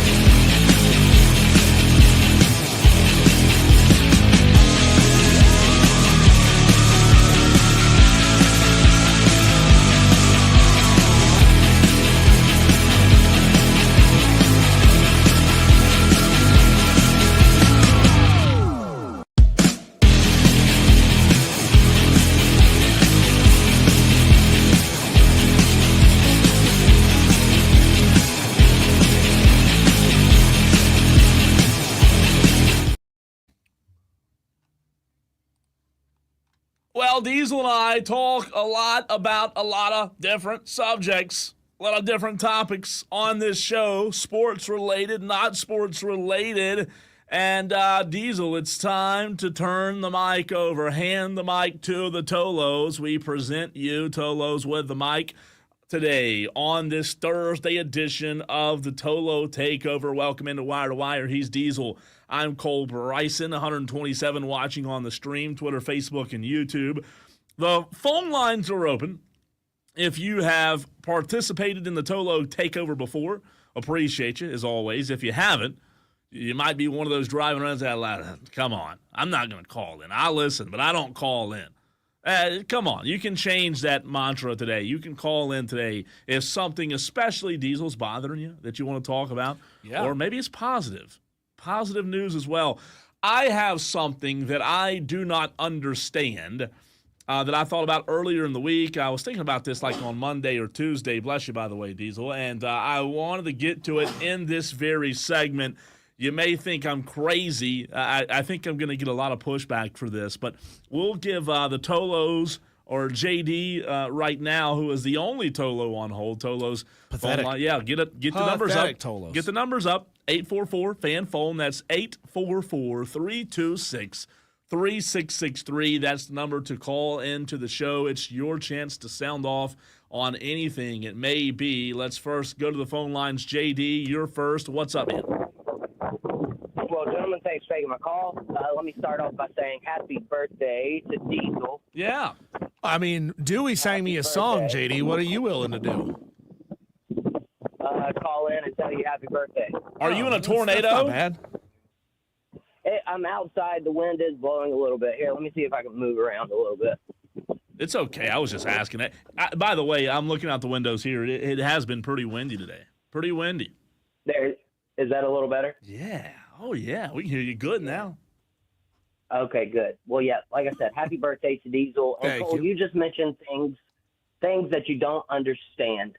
And let me tell you what I don't understand. We talked about garbage podcasts and too much content yesterday. Here's what I don't understand. Why in the world would anybody ever pay to gain YouTube subscribers? I mean, I know of one particular show that has started, and now they have more subscribers than you guys do on YouTube, which is just ridiculous to me because y'all have been at this for years now, and this particular show has literally gained 800 subscribers in less than a month. If they don't pay for it, there's literally no other way that you could do that. Are they for sure paying for it? Listen, I'm not well versed on how to get YouTube subscribers. When I go to sleep at night, the last thing that I care about is how many YouTube subscribers I have. But I didn't even know you could do that, JD. Yeah. They send out emails or direct messages to people all the time. Hey, I can help boost your YouTube channel for X amount of dollars, and you'll gain this amount of subscribers. But hey, at the end of the day, nobody is still paying attention to you. Yeah, they're fake, JD. A lot of them end up being bots, yeah. and you may be paying to have bots hit like, but they're not engaged. They're not engaged followers. Right. Which granted, as I have one other question for you guys in a minute. I did a show last night. I had a little bit of a morbid segue I wanted to ask you guys about. But the other thing I don't understand is people who ask for interaction, and then when you do interact, they don't ever get to your interaction. Who exactly are you talking about here, JD? No, I'm not going to call any names. I think you should. But no, I'm not going to do that. I'm going to be nice. But seriously, like this last week, though, this particular person asked for football predictions and then never got to anybody else's football predictions. And then this particular person asked about the MVP for NBA race this morning, never got to any of the text messages. They decided to talk about wrestling instead. Now, I mean, I pretty much gave it away who it is, but. Yeah, you did. Oh, okay. Yeah, you did. Come on, JD. You might as well just say it now. Yeah, well, I mean, Rob Brown, bro. Oh! Dropping the gauntlet. Shots fired. You can't ask for people to text your show and then never get to the text. And he'll literally even say, hey, guys, I want to hear what you got to say about this, but then we're never going to talk about it. So Why should I waste my time texting you if you're not going to get to what I had to say? And I mean, as we all know, I have great sports takes. Well, I mean, you're really talented at tooting your own horn too. Oh yeah, toot. Hey, at least I don't say. Oh my God. At least I don't say do. I said it yesterday. Diesel said it today.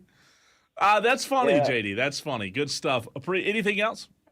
Yeah, last one. Yeah. So, Penske Racing, have y'all seen the Indy 500 stuff with their cheating allegations? I saw a little TikTok about it this morning, yeah. Okay, so the other day, a couple of their cars were disqualified. Penske Racing came out, though, and said that they were just for aesthetics, the modifications. They were just for aesthetics. But literally the next day, they fired the president, the general manager, and like some kind of director. And Roger Penske said it was because he wanted to protect the integrity of the sport. Well, where was your integrity the day before when y'all all said that it wasn't cheating? So if you were cheating and you're going to fire all these people, don't come out and say you're not cheating the day before and then fire 3 people. That's ridiculous. And I'm done complaining. Y'all be blessed, not stressed. Have a great day. Thank you, JD. I think, wow. A lot to unpack in that phone call. JD getting us off to a hot start. 844-326-3663 if you want to be next on the line on the Tolo takeover. So a lot to unpack there. The Penske thing. I'd be willing to bet, JD, and again, I don't know a ton about this situation. I've just very briefly read over an article this morning. I'd be willing to bet that Penske, whoever he's talking about here, thought that maybe there was a chance they could get away with it, sort of like sweep it under the rug and call it just aesthetic modifications. And then behind the scenes, there's a lot of smoke coming from that fire. And he finally got to the point where he said, "Ooh, I can't sweep this much under the rug. There's going to be a noticeable bump. Everybody's going to know." So you touched on that. I want to touch on the part about the Rob Brown show there. I mean, some shots fired, ladies and gentlemen. Here's the boxing match. In one corner we have Tolo JD weighing in at $175. You say 175? No, I'm going to say 158 and a half. Wow. 150. JD's skinny. I wouldn't do you like that, JD. He's skinny. He doesn't have any fat to worry about like we do. So in this corner you have JD, and then in the other corner you have Rob Brown, who's, I'm going to say 210 or so, 215, and they are going to be going at it. Rob's got the reach on him, though. That's for sure. He's got the but reach. JD's scrappy. You never know what he's going to do in a fight. He's got the height. Rob does, right? He says 125 soaking wet. Please tell me you're lying. For real, what is it? What is it? What is it? What's your weight? There's no way. I don't know if I've met You're supposed to ask a lady that question. Sorry. But anyways, JD upset. This is funny. He's upset with Rob Brown that Rob Brown Diesel asked for text, but apparently, allegedly, let's use the word allegedly, right, in this Tolo takeover, he asked for text, but allegedly never reads the text. Can we confirm or deny this is true with Rob Brown, who, by the way, paid us a visit yesterday to Ingalls and Greer? Is it wrong to get Rob on the show to talk about this? No, I don't think so. I think Rob needs to call. I'm going to text Rob Do right it. now. Do it. That's a great idea. See if he can say emergency. Emergency needed on air, and then give him the phone number. How about that? We need an on-air emergency. I like it, Diesel. Let's bring it to the table and discuss it. Hash it out. Tell him he knows the number. He hosts a show. I was texting him the number. It's like he knows the number. He knows the number. What are we doing here? All caps, emergency. Call in right now, Rob. Tolo's out there listening. Do you want to hear Rob and JD confront each other on air at 844-FAN-PHONE, 844-326-3663? By the way, Tolo takeover happening right now, Tolos. Yep. Get your thoughts in. While you're efforting Rob, I'm going to give you something that I have. I thought about this the other day, and I'm going to get a lot of pushback on this. But I'm going to put it out there because this is my belief and philosophy. I think it's absolutely dumb that people eat ice cream in the summertime. Why? It cools you down. It's a tasty snack. Nope. No? It's absolutely dumb that people eat ice cream in the summertime. Ice cream is meant for spring, for winter, for fall when it's cool outside. What? Here's the problem with ice cream in the summertime. You go over here to your local ice cream shop in the middle of June, and it's 98.6 degrees outside. Yeah. You get your cone. And then it's 32 degrees in your mouth. Right. And they hand you the cone. When they hand you the cone, it's so hot outside. Number one, the first thing that happens is everything starts melting. You've got a big mess on your hands. And then it gets on your hands. Now your hands are sticky, and there's nothing worse than having sticky hands. And then you eat the ice cream while it's melting. You get it on your clothes, whatever. And then the worst part is it's hot outside. Now you've got all this milk on your stomach in the dead of summer, and it just doesn't sit well. Ice cream should not be eaten during the summertime. Ice cream, you wanna cool off, go get an icy. Go get shaved ice. You don't eat ice cream in the summertime. Enough of this. I know that ice cream shops sell ice cream in the summertime more than any other months. But why do people eat frozen milk in the summertime? Because it's delicious. It cools you off on a hot summer day. I mean, ice cream gained its popularity, Cole, before central air conditioning when most people didn't have the ability to cool down their homes. And so ice cream, being a frozen tasty treat, was the best way to cool themselves off a little bit. And by the way, you don't have to get it in a cone. You can get it in a cup that's not going to drip all over. I know, you. but that's no fun. I like eating the cone, right? Don't you? Well, you can get it turned upside down. From what is the? I believe we have Rob Brown calling into the show. No way. I think this is happening. Is it happening? What's that? Is that The Office? Or is it happening? This is Rob. Is this Rob Brown? Cole, I don't know what this ice cream take is from you. You sound like you are on something that makes you want to snack on ice cream. Why would you want a stomach full of milk in the dead of summer when it's 98 degrees outside and your hands are sticky? Why? Well, first off, if your hands are getting sticky, you child, they make napkins and soap. What are you doing with your life? How are you that disgusting? A, and B, because I don't know if you know this about South Carolina, Cole. I've been here 5 years now. It's real bleeping hot outside, buddy, and something delightful and chilly is a wonderful break from the harsh reality. But I don't want milk. I don't want milk. Get sherbet then. Sherbet, as it's sherbet. I want an icy. I want ice. I don't want frozen milk on my stomach for the next 3 hours. So you'll never have a Frosty in the summertime again? Not when it's hot out. No. Oh, no. Well, Rob, believe it or not, the reason we called you to bring you on the show, or texted you to bring you on the show, is not to discuss Cole's terrible ice cream take. It is that we've had a Tolo who is calling you to task, and we want you to answer for your transgressions. My transgression. See, that implies I've done something wrong, and I never do. So let's hear it. What do we got? Well, JD, great Tolo. He is not an Armada elitist. He's a Tolo loyalist. He has a problem with you, Cole, Rob, in that he thinks you're not reading his text messages on the air on purpose. He's like, Rob asks for interaction and then doesn't read my text messages. He's like, I've got great takes, but Rob won't read my takes on the air. Well, okay, let's start with this, JD, and I say this lovingly because JD can be a Tolo elitist. He's up in the show every morning, so at the best we're going like a hybrid here. But second off, Diesel, has anybody ever said, well, I have mediocre takes? No, everybody thinks that their takes are great. If they didn't, you wouldn't have them as takes. Second off, one of the things that regularly happens, and this is just how the hosting of the show goes, if you text me about something that I talked about 15 minutes ago on the show, I'm going to circle back around to it at some point, but we got a lot to get to because the Rob Brown Show, of course, being not a sports show but an every sports show.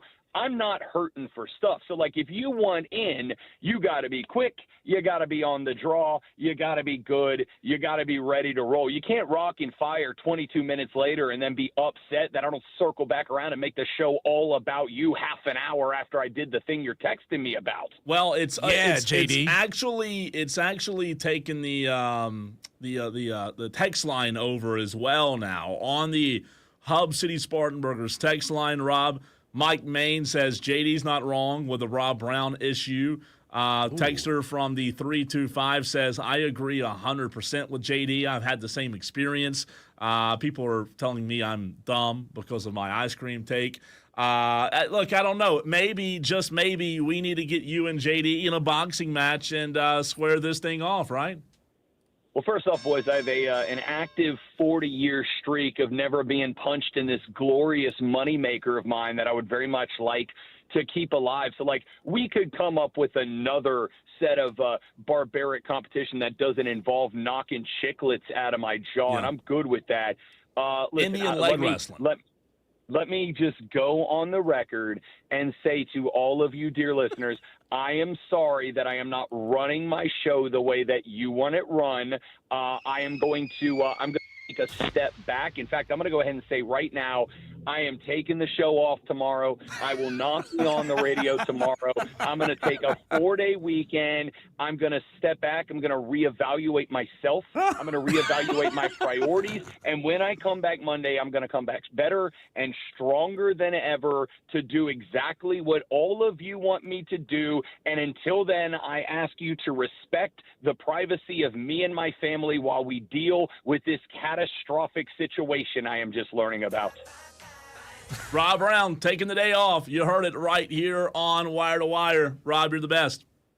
See you, boys. Have a good one. And JD, love you, buddy.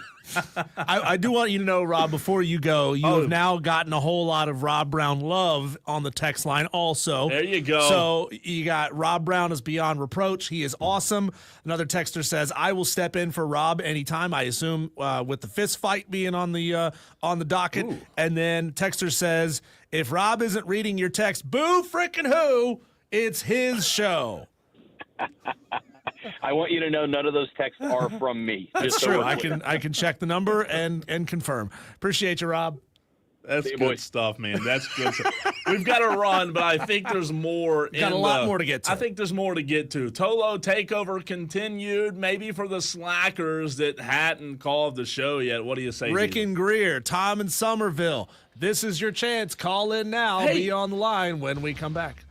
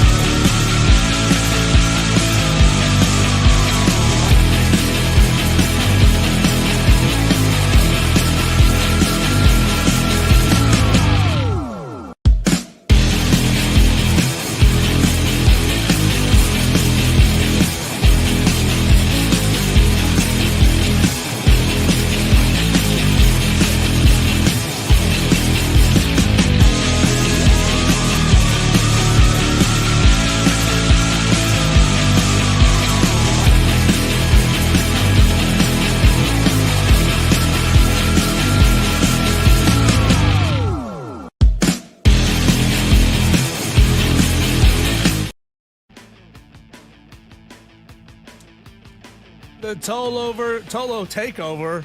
Toll over. over. That sounds like an item you'd get at Ingles. Yeah. The Apple Toll over. Yes, the Tolo takeover carries on. Tolos 844-326-3663. 844-FAN-PHONE is how you can call in. Sure, you could text in, but calling is so much more fun because we actually get to hear the visceral hate in your heart and in your voice.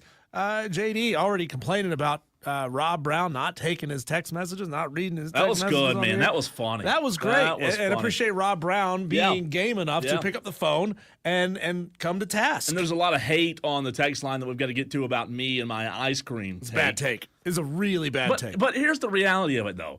It's not just a take. Like, it's real. Like, I don't like eating ice cream in the summertime. What's a worse take? Cole not liking ice cream in the summertime, or my take, which I still don't think is a bad take. I fully support it every bit of the way, that if there's no defense, it's not a sport. They're both bad takes, but they're both really good bad takes. If you could support it, it's not a bad take. Yeah. Yeah. I mean, see, you're getting a little dose of Cole, like being the rock in the middle of the stream when everyone, like, you've got this tent pole belief. Yeah. And it's who you are, right? You will not eat it. So, like, if we went down the road to Brewster's, you wouldn't get ice cream right now? If I could take the ice cream and go eat it in a cold place, I'd do it. What? I'm telling you. The ice cream is supposed to cool you down. I don't want milk in my stomach in the heat. I don't want milk in my stomach. So how do you cool down on a hot day? Go get in the pool. Go get inside some air condition.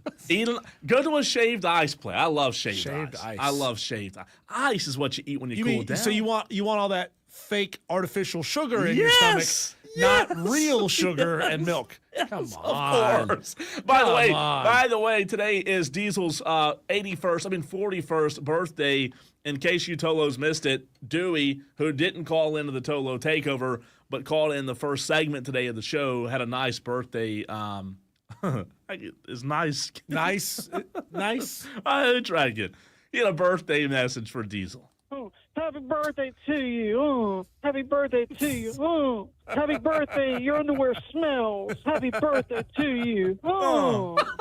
Oh, happy birthday to you. Oh, happy birthday to you. Oh, happy birthday. Your underwear smells. Happy birthday to you. Oh, that's great, man. That is great. Classic Dewey right there. That might be the best birthday song I've ever gotten. It's like the happy birthday to you. Like you sit there and you roll your eyes. And like, when is sucks. this over? When is this going to end? I'm with you. I hate it. By the way, Tolos, pick up the freaking phone. Let's get a little crazy Tolo takeover edition.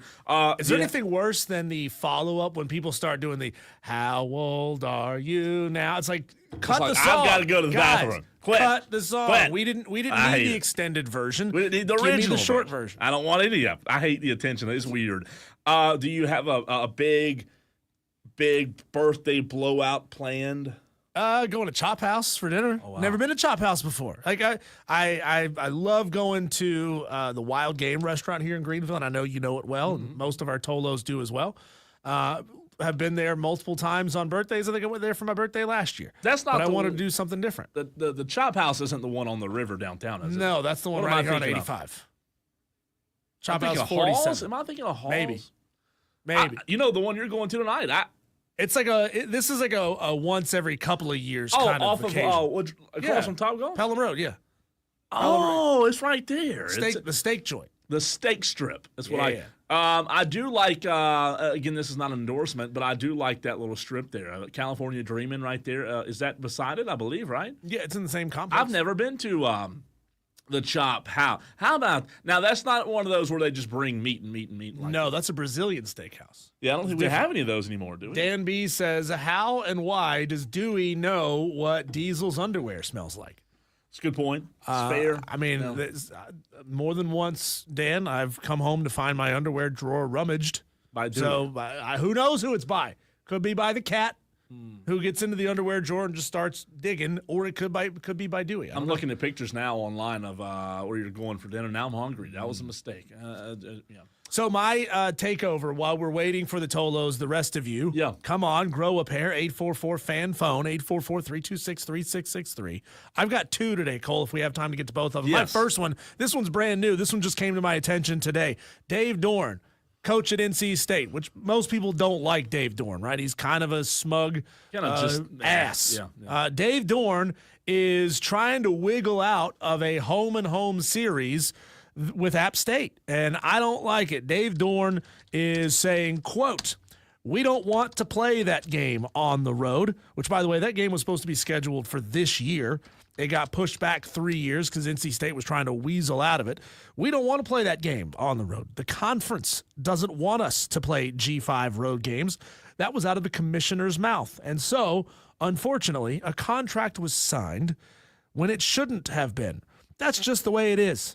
I don't know if the game's going to happen there or not going to happen. He continues to say, where's the value in this game as a program? I understand it helps them, but you're not in the business of helping the other school. You're in the business to help your school. Any road win against another opponent shouldn't hurt you in the rankings, and it did them. I assume he's talking about North Carolina a couple of years ago. What a pansy-ass take. Dave Dorn. Pansy-ass He's scared. He is scared. You know, I mean, let's be real. It's not like App State's been that good over the past 3 or 4 years. I wouldn't. We're not the juggernaut of the G5 that we had been in previous seasons. And there's a brand new head coach who may not even still be around in 3 years' time. We don't know if Dowell Loggins is still going to be the head coach at App State in 2028. So to try to weasel your way out of this, an in-state great matchup that when you schedule this thing home and home, it's going to pack both of those stadiums. Fan service. We talked about fan service yesterday. It's doing what's best for your fans, what's best for filling your stands. Dave Dorn, you're a freaking idiot. Why would you not want to play against a good in-state team that's going to help your team get better? You know, I agree with you on that. I can't really push back. I've never liked Dave Dorn for whatever reason. Ass. I don't know, man. He's just kind of, you know, those people, those coaches that are kind of cocky and arrogant and really don't have a reason to be. Yep. I think that's him. I mean, NC State is at best the 5th best program in the ACC. At best. Yeah. Most years they're not even there, right? Start strong, look good for the first 5 weeks, and then fade down the stretch. It sounds like that bomb sound effect that you were playing earlier. Yeah. That's what happens to their season. That's NC State for you right there. Every single year. So you got no reason to not play an in-state opponent. Let's go to the text line before you get to your second one. I do want to give a shout-out. I have a new favorite Tolo all of a sudden. Lefty Tiger is now my new favorite Tolo, and for the time being, he texts into the show and says, I guess Lefty Tiger texts into the show and says, "Cole, my man, I thought I was the only one with that ice cream take. I don't want to eat frozen milk in 90-plus weather. I've got one. It may be the only one, but I've got one on my side, Diesel. See, it's not just me. You know how they say, it's you. No, me and Lefty Tiger, we're holding the fort down. The problem is you and Lefty Tiger hate joy. It's not about. Have you ever had sticky fingers and thought, oh, this is joyous. This is a joyous time. Sticky ice cream fingers. Now you're asking me about my teenage days, and we don't talk about those. Jeez, man. No, it's about joy. It's about, the good old days. It's about being outside when the weather is nice, when it's hot, and you just need some sugar and some good feelings, good vibes. That's what ice cream is. I don't know, man. If it's cool weather, fine. If it's hot, I think it's like. How slow do you eat your ice cream, by the way? Speed up. I don't like eating it fast because you get the. Well, get it in a cup. The brain. Get a milkshake. It won't drip at all if it's a milkshake. That's true, but I love a good waffle cone, man. Do you like, waffle cones on your birthday? That's what we should. That's a birthday. I need to go out and get some ice cream tonight on the way home. Throw down like an $80 steak and a $4 ice cream cone. $80 steak on it. Well, you know what? It's your birthday. It only happens once a year, most of the time. And you deserve an $80. Is that what you're getting, by the way? I don't know. I've never been there before. I haven't even looked at the menu because I want to figure this out. How for much myself. bread are you going to eat before you eat the steak? Is what I want to know. Oh, well, the problem is they're going to keep on bringing it, so I'm going to keep on eating it. I don't have enough willpower and self-control to not eat the bread. Like if it's one of those places that brings out that like brown loaf with the butter and the multiple like the cinnamon butter and the blueberry butter, I'm gonna keep eating it until the steak finally shows up. Bread's my weakness. It is my weakness. It is so bad. Also on the text line, let's see here. Texter says from the text line's buzzing, but the phone line. 431 says Rob talked an hour about him trying to save a squirrel. Okay, we got that story yesterday. Right? Was it yesterday? We did get this story yesterday. Which, by the way, we love Rob, but that was dumb. Yeah. So, long story short, he saved it. Did he hit the squirrel? He saw the squirrel hit another vehicle. He got out of his own car to pick it up, wrap it up in a towel or something, tried to save it. And then it got loose and died inside of his car. Well, you know how many squirrels there are? The squirrels are the last thing on planet Earth that needs saving. I mean, come on. There's a million of them out there. They're everywhere. You don't need to save it. So then it dies, like you said, in his car. He couldn't find it. Then he had to deal with the smell for weeks, he said. I mean, he couldn't find it. I mean, he drives a Bronco. You know, he's rich and he has that radio money. But man, I mean, come on. Find the squirrel. Find the dead squirrel. Texter says, let's see, Corn Chip says, must not be a good take. Going back to JD and Rob Brown's spiff. He says, must not be a good take. Rob doesn't read all of mine, but Corn Chip's basically firing a little shots back at JD right here and saying, look, if you want your text messages read, you got to make sure they're a good take. Shots fired. If you're upset that they're not being read, why don't you just call the show? Yeah, you could call the show. Call the show. I like shots fired by Tolos to other Tolos. I like that. It really is. It's good banner. Texter says, "How dumb can Cole be? I can be pretty dumb at times." You don't even know the limits of his. Idiocy. Yeah. Oh, I have good. You think Rob Gronkowski's got it? I tell you what. Let's see. Texter from the 803 says, "Frozen yogurt, the same theory? ? Wouldn't hurt the tummy." Frozen yogurt. Yeah, you don't like Froyo? Oh, I have been there a couple. Like those places where you can top it with a million different things? It's okay. You know what's big now is we just got on Highway 9. We got, and I had it one time when I was in Texas. Wasn't a fan. We got a custard place. Cool. Yeah. I don't know. Well, I think we talked about this, you and I, but I don't know that. I don't know. It's weird. It's popular. It's busy. Everyone I like it all. You like the custard too? Yeah. It just sounds weird, I think. Eggs, custard, I don't know. It sounds like something eaten during the Christmas time. Let's see. Did I miss any on the... Tolos are kind of letting us down. All right, here we go. This was a good one. Love you guys, but it's been an hour since you talked sports. I know you're not a strictly sports show, but an hour without mention. Diesel just talked about App State. And Dave Dorn and NC State football. I think that was like 5 minutes ago. So to say we haven't talked sports in over an hour would be incorrect. We literally just talked about Dave Doran. And you're right. It is a sports show. It's a 4-hour sports show. Sometimes we talk sports. Sometimes we talk 4:45, we talked about Rob Gronkowski and his CTE issues. Yeah. Come on, Texter. Come on. 4:20, we talked to Grayson Mann about Clemson baseball, football, and softball. Gosh. What is this? Who is this? 5:02. Love you guys, but it's been an hour. So 4:37 it's been since we talked sports. Well, guess what? Good news is, Texter, in just a second, we're going to run to a break, and we're going to come back, and we have this segment we do every single day called Daily Wires, and during the break, just so you know, we're going to scrounge up some more of them, what's happening in sports, and it's a whole segment of top headlines, top stories, the breaking, the breaking of the breaking, just like the college football playoff, and there's sports really. We got more text messages about you're not eating ice cream when it's hot outside than we probably have through the majority of the show prior to that, when we were talking sports. We sure did, Texter. But guess what? Just for you, we're going to talk sports in the next segment. It is a sports show. You guys suck. I hate this show. And that's next.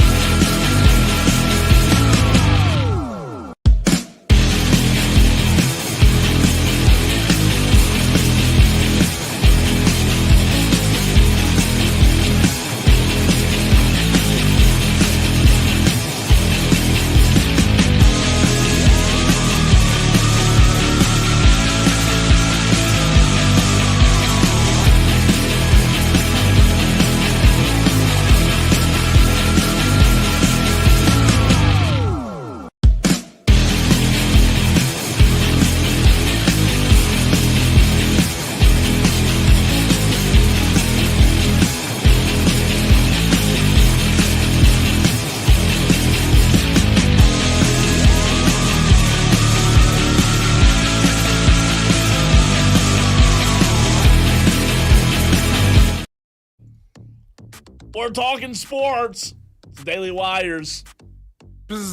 All of the sports headlines happening in the sports world for you on this sports radio show, on this sports station. It's the Daily Wires. It's the Daily Wires. It's the best, man. It's a wraparound. Sports, baby. Let's get some baseball scores in here for you, Diesel. A ton of baseball scores to go and lead off on this segment. Georgia Tech leads Cal in the ACC tournament 10-2 right now. Yellow Jackets buzzing up in Durham. Western Carolina leads Mercer right now in the top of the ninth, 7-3. Charleston is trailing Northeastern 4-0, so a local team here in the state not doing too hot. Texas leads Tennessee in the top of the fifth inning in the SEC quarterfinal. Texas is on top, 4-0. Again, top of the fifth inning there. Really good game. 42 teams with 40-plus wins apiece. Pretty nice there. Let's see some college baseball tonight. As we mentioned, Clemson, NC State tonight at 7 o'clock on the ACC network. Diesel, NC State, no surprise here, favored by Vegas tonight in that game against Clemson. I don't think many people would pick Clemson tonight. They still obviously have a shot, but I think people would lean NC State. Also, top 25, Houston and TCU tonight. Some really good college baseball matchups. A&M beat Auburn earlier today, 3-2. UCLA beating Michigan, the number 13 team in the country, 7-5. Earlier today. USC Upstate with a big win in the Big South tournament today, Diesel, 7-0 over Winthrop. So shout out to USC Upstate, the Spartans. By the way, did you see their new logo? No, I didn't. It is good. It's good, but it's different. It's a Spartan helmet, it's a normal Spartan helmet like you would see. It looks good. However, Diesel. Oh. You see it? Oh. Okay, look, if you're on the stream, the Spartan helmet is tilted down. No. As if the Spartan is doing this. No. It looks like he's defeated. It's sad. It's a sad Spartan. I know. I thought the same thing. Look, no disrespect to our friends up at USC Upstate, because we do have some of their coaches on from time to time. But this is the wrong move. Well, this is the wrong move. The old one looked badass and awesome. The new one, it looks like it's got an earring. It's different. It's different. I'll say that, right? It's a little bit different. Swing and a miss. Yeah. The Hub City Spartanburgers took a 3-2 walk-off win. And how many innings last night in Spartanburg, South Carolina? 12 innings, Diesel. Hub City gets a big win against Rome. In case you missed it, Clemson defeated Virginia Tech yesterday 6-1 in their ACC tournament debut. I mentioned the game tonight at 7 o'clock. Also, sticking with Clemson, the softball team will face number 6 Texas at 9 o'clock tonight, Eastern, 9 o'clock Eastern, which is 8 Central, 8 their time, in Game 1 of the Austin Super Regional Diesel Best of 3. And it's going to be a really big test for Clemson to go in to somehow. They got to score. Yeah, they got to score. They're going to have to score in this game to keep it close, because Texas is really good. To somehow get the College World Series, man, they're going to have to play their best. They're going to have to do it. Man, this was just awful, wasn't it? Longtime Colts owner and CEO Jim Irsay has passed away at the age of 65. He had been battling health concerns for the past year and a half, and the Colts issued a statement. I believe it was severe respiratory illness, Diesel, for Jim Irsay. Just terrible to hear that. How about some live scores from Charles Schwab out in the big state of Texas? Texas, right? Charles Schwab in Texas. Scotty Scheffler, -3 through 13. He's tied for 10th right now. Yes, he is. Not bad. Hometown course. I mean, that's his home course out there. Lucas Glover, -2. He's tied for 20th. Jordan Spieth, -1. Tied for 35th. The lead through one round is 7 under. Yeah. So Scotty, again, still has some room to make up, but He's through 10 Who now. shot 7 under already? I mean, good. Let me put you on the spot there. I'm sorry, but good grief. Give me one moment. I know. Tell you who That's was. ridiculous. In round 1, must be play. I mean, I don't know. We'll see. Scotty Scheffler obviously has got a really good shot with that being his home. The leader is John Pack. P-A-K. Oh yeah, John. Yeah, John. I know John. Yep. John Pack. Yep. John. Don't know him. Never heard of him. I don't know any name. Scrolling down the list, I don't recognize anyone until Akshay Bhatia tied for 10th at 3 under, which is where Scotty Scheffler is. Most of these players are done. Adam Svensson, Ben Griffin, still on the course. Is the leader in the clubhouse as well already? Yes, the leader is in the clubhouse. Round 163. God, hope so at 7 under. Yeah, I mean, he was a monster. Oh, no, he's on 10.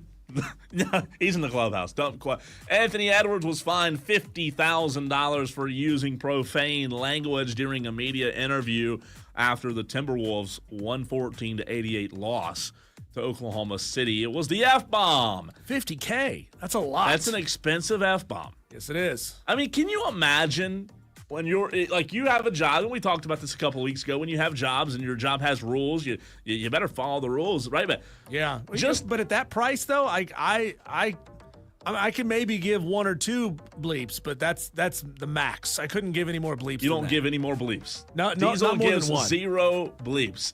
That's an expensive bleep. Dale Earnhardt Jr. will, I'm excited about this, believe it or not, will showcase a fan favorite paint scheme at Anderson Motor Speedway in August to celebrate the MLB Speedway Classic in Bristol. He also has his Netflix thing coming out today as well. It's really? a big time to be Dale Earnhardt Jr. right now. Yeah, it's that Budweiser MLB All-Star paint scheme. I like that. Yeah, it's going to be coming down to Anderson Motor Speedway. That's awesome. Panthers Hurricanes Eastern Conference Finals. Game 2 tonight, 8 o'clock. Can the Hurricanes rebound, Diesel? They just got beat up pretty good in Game 1. It's going to be a tough one tonight, but it's still in Carolina, right? It is in Raleigh. You know, for Frederick Anderson, we talked about him prior to that game last week, Cole, or earlier this week, that he had a 94% save percentage. For him to drop to 75% for Game 1 of the Eastern Conference Finals, that ain't good. So I put that entirely on Frederick Anderson. No, the time to get worse at your job isn't in the most important time. And what's bizarre about that is that streak that I brought up the other day, how bad they've been in the Eastern Conference Finals for whatever reason, man. They just hadn't been able to get it done this time of year. Saints quarterback Jake Haener will miss the rest of OTAs. He suffered an oblique strain during practice when underwent an MRI. It won't require surgery, but maybe will return in late July. Your buddy, your favorite, Aaron, as you put down here, Johnny-come-lately Rodgers, went on Joe Rogan's podcast and spoke out about trans women competing in women's sport. I have not heard this yet. Have you heard it? No, I just read it. I'm not gonna listen to Joe Rogan's podcast. I'm not gonna listen to Aaron Rodgers speak. But it's like, come on, dude. People have been talking about this nonstop for like the last year and a half, 2 years. Nobody cares what Aaron Rodgers thinks about trans athletes. Aaron, whatever reason, people, I don't know, he still moves the meter. Not me. The Braves tonight, 6:45 against the Washington Nationals. Who's on the mound, you ask, for Atlanta? A.J. Smith-Shawver against Trevor Williams of Washington. Shawver with a 2.33 ERA. Trevor Williams with a 5.91 ERA coming into tonight's game. Madcraft says, hey, man, read my text. Where have you been all day? You're not going to show up at 5:50 and want to. No, where have you been? And, lately we've been ending the stream earlier, pushing y'all Tolos to the Odyssey app, and you're going to come in right. Oh, come on, pathetic. A couple more, Diesel. The top international basketball. I just wanted to read his text, asking me to read his text, but not actually read his other texts. The top international basketball prospect, 6'8" wing Dame Sarr from Italy, has committed to Duke. Duke was my dream school, Sarr said. I watch a lot of NCAA this season, especially Duke. I played with Jabari Parker this season, who went to Duke. When I had a chance to go there, I had to take it. And one more, the United States will be without key players like Christian Pulisic for the upcoming CONCACAF Cup. CONCACAF Gold Cup. Say that 10 times fast, if you will, Diesel. How about that? Yeah, that's CONCACAF. Christian Pulisic, really good player. Being without him, that's going to hurt. It really will. But we'll see. We shall. We see. should be better than tiny little island nations in the Caribbean, even without Yeah, one you'd or think two so. stars. I mean, You'd think so. we're only a nation of 300 million people. You telling me we can't field 11 or 12 guys that are better than an island the size of a postage stamp? I know. It's pathetic. crazy. Those are your daily wires, Tolos. When we come back, Cole, let's get back into the conversation from earlier about the new seating rules. An article from Heather Dinich of ESPN. The suits are changing their minds and changing the format yet again. We'll get into it next.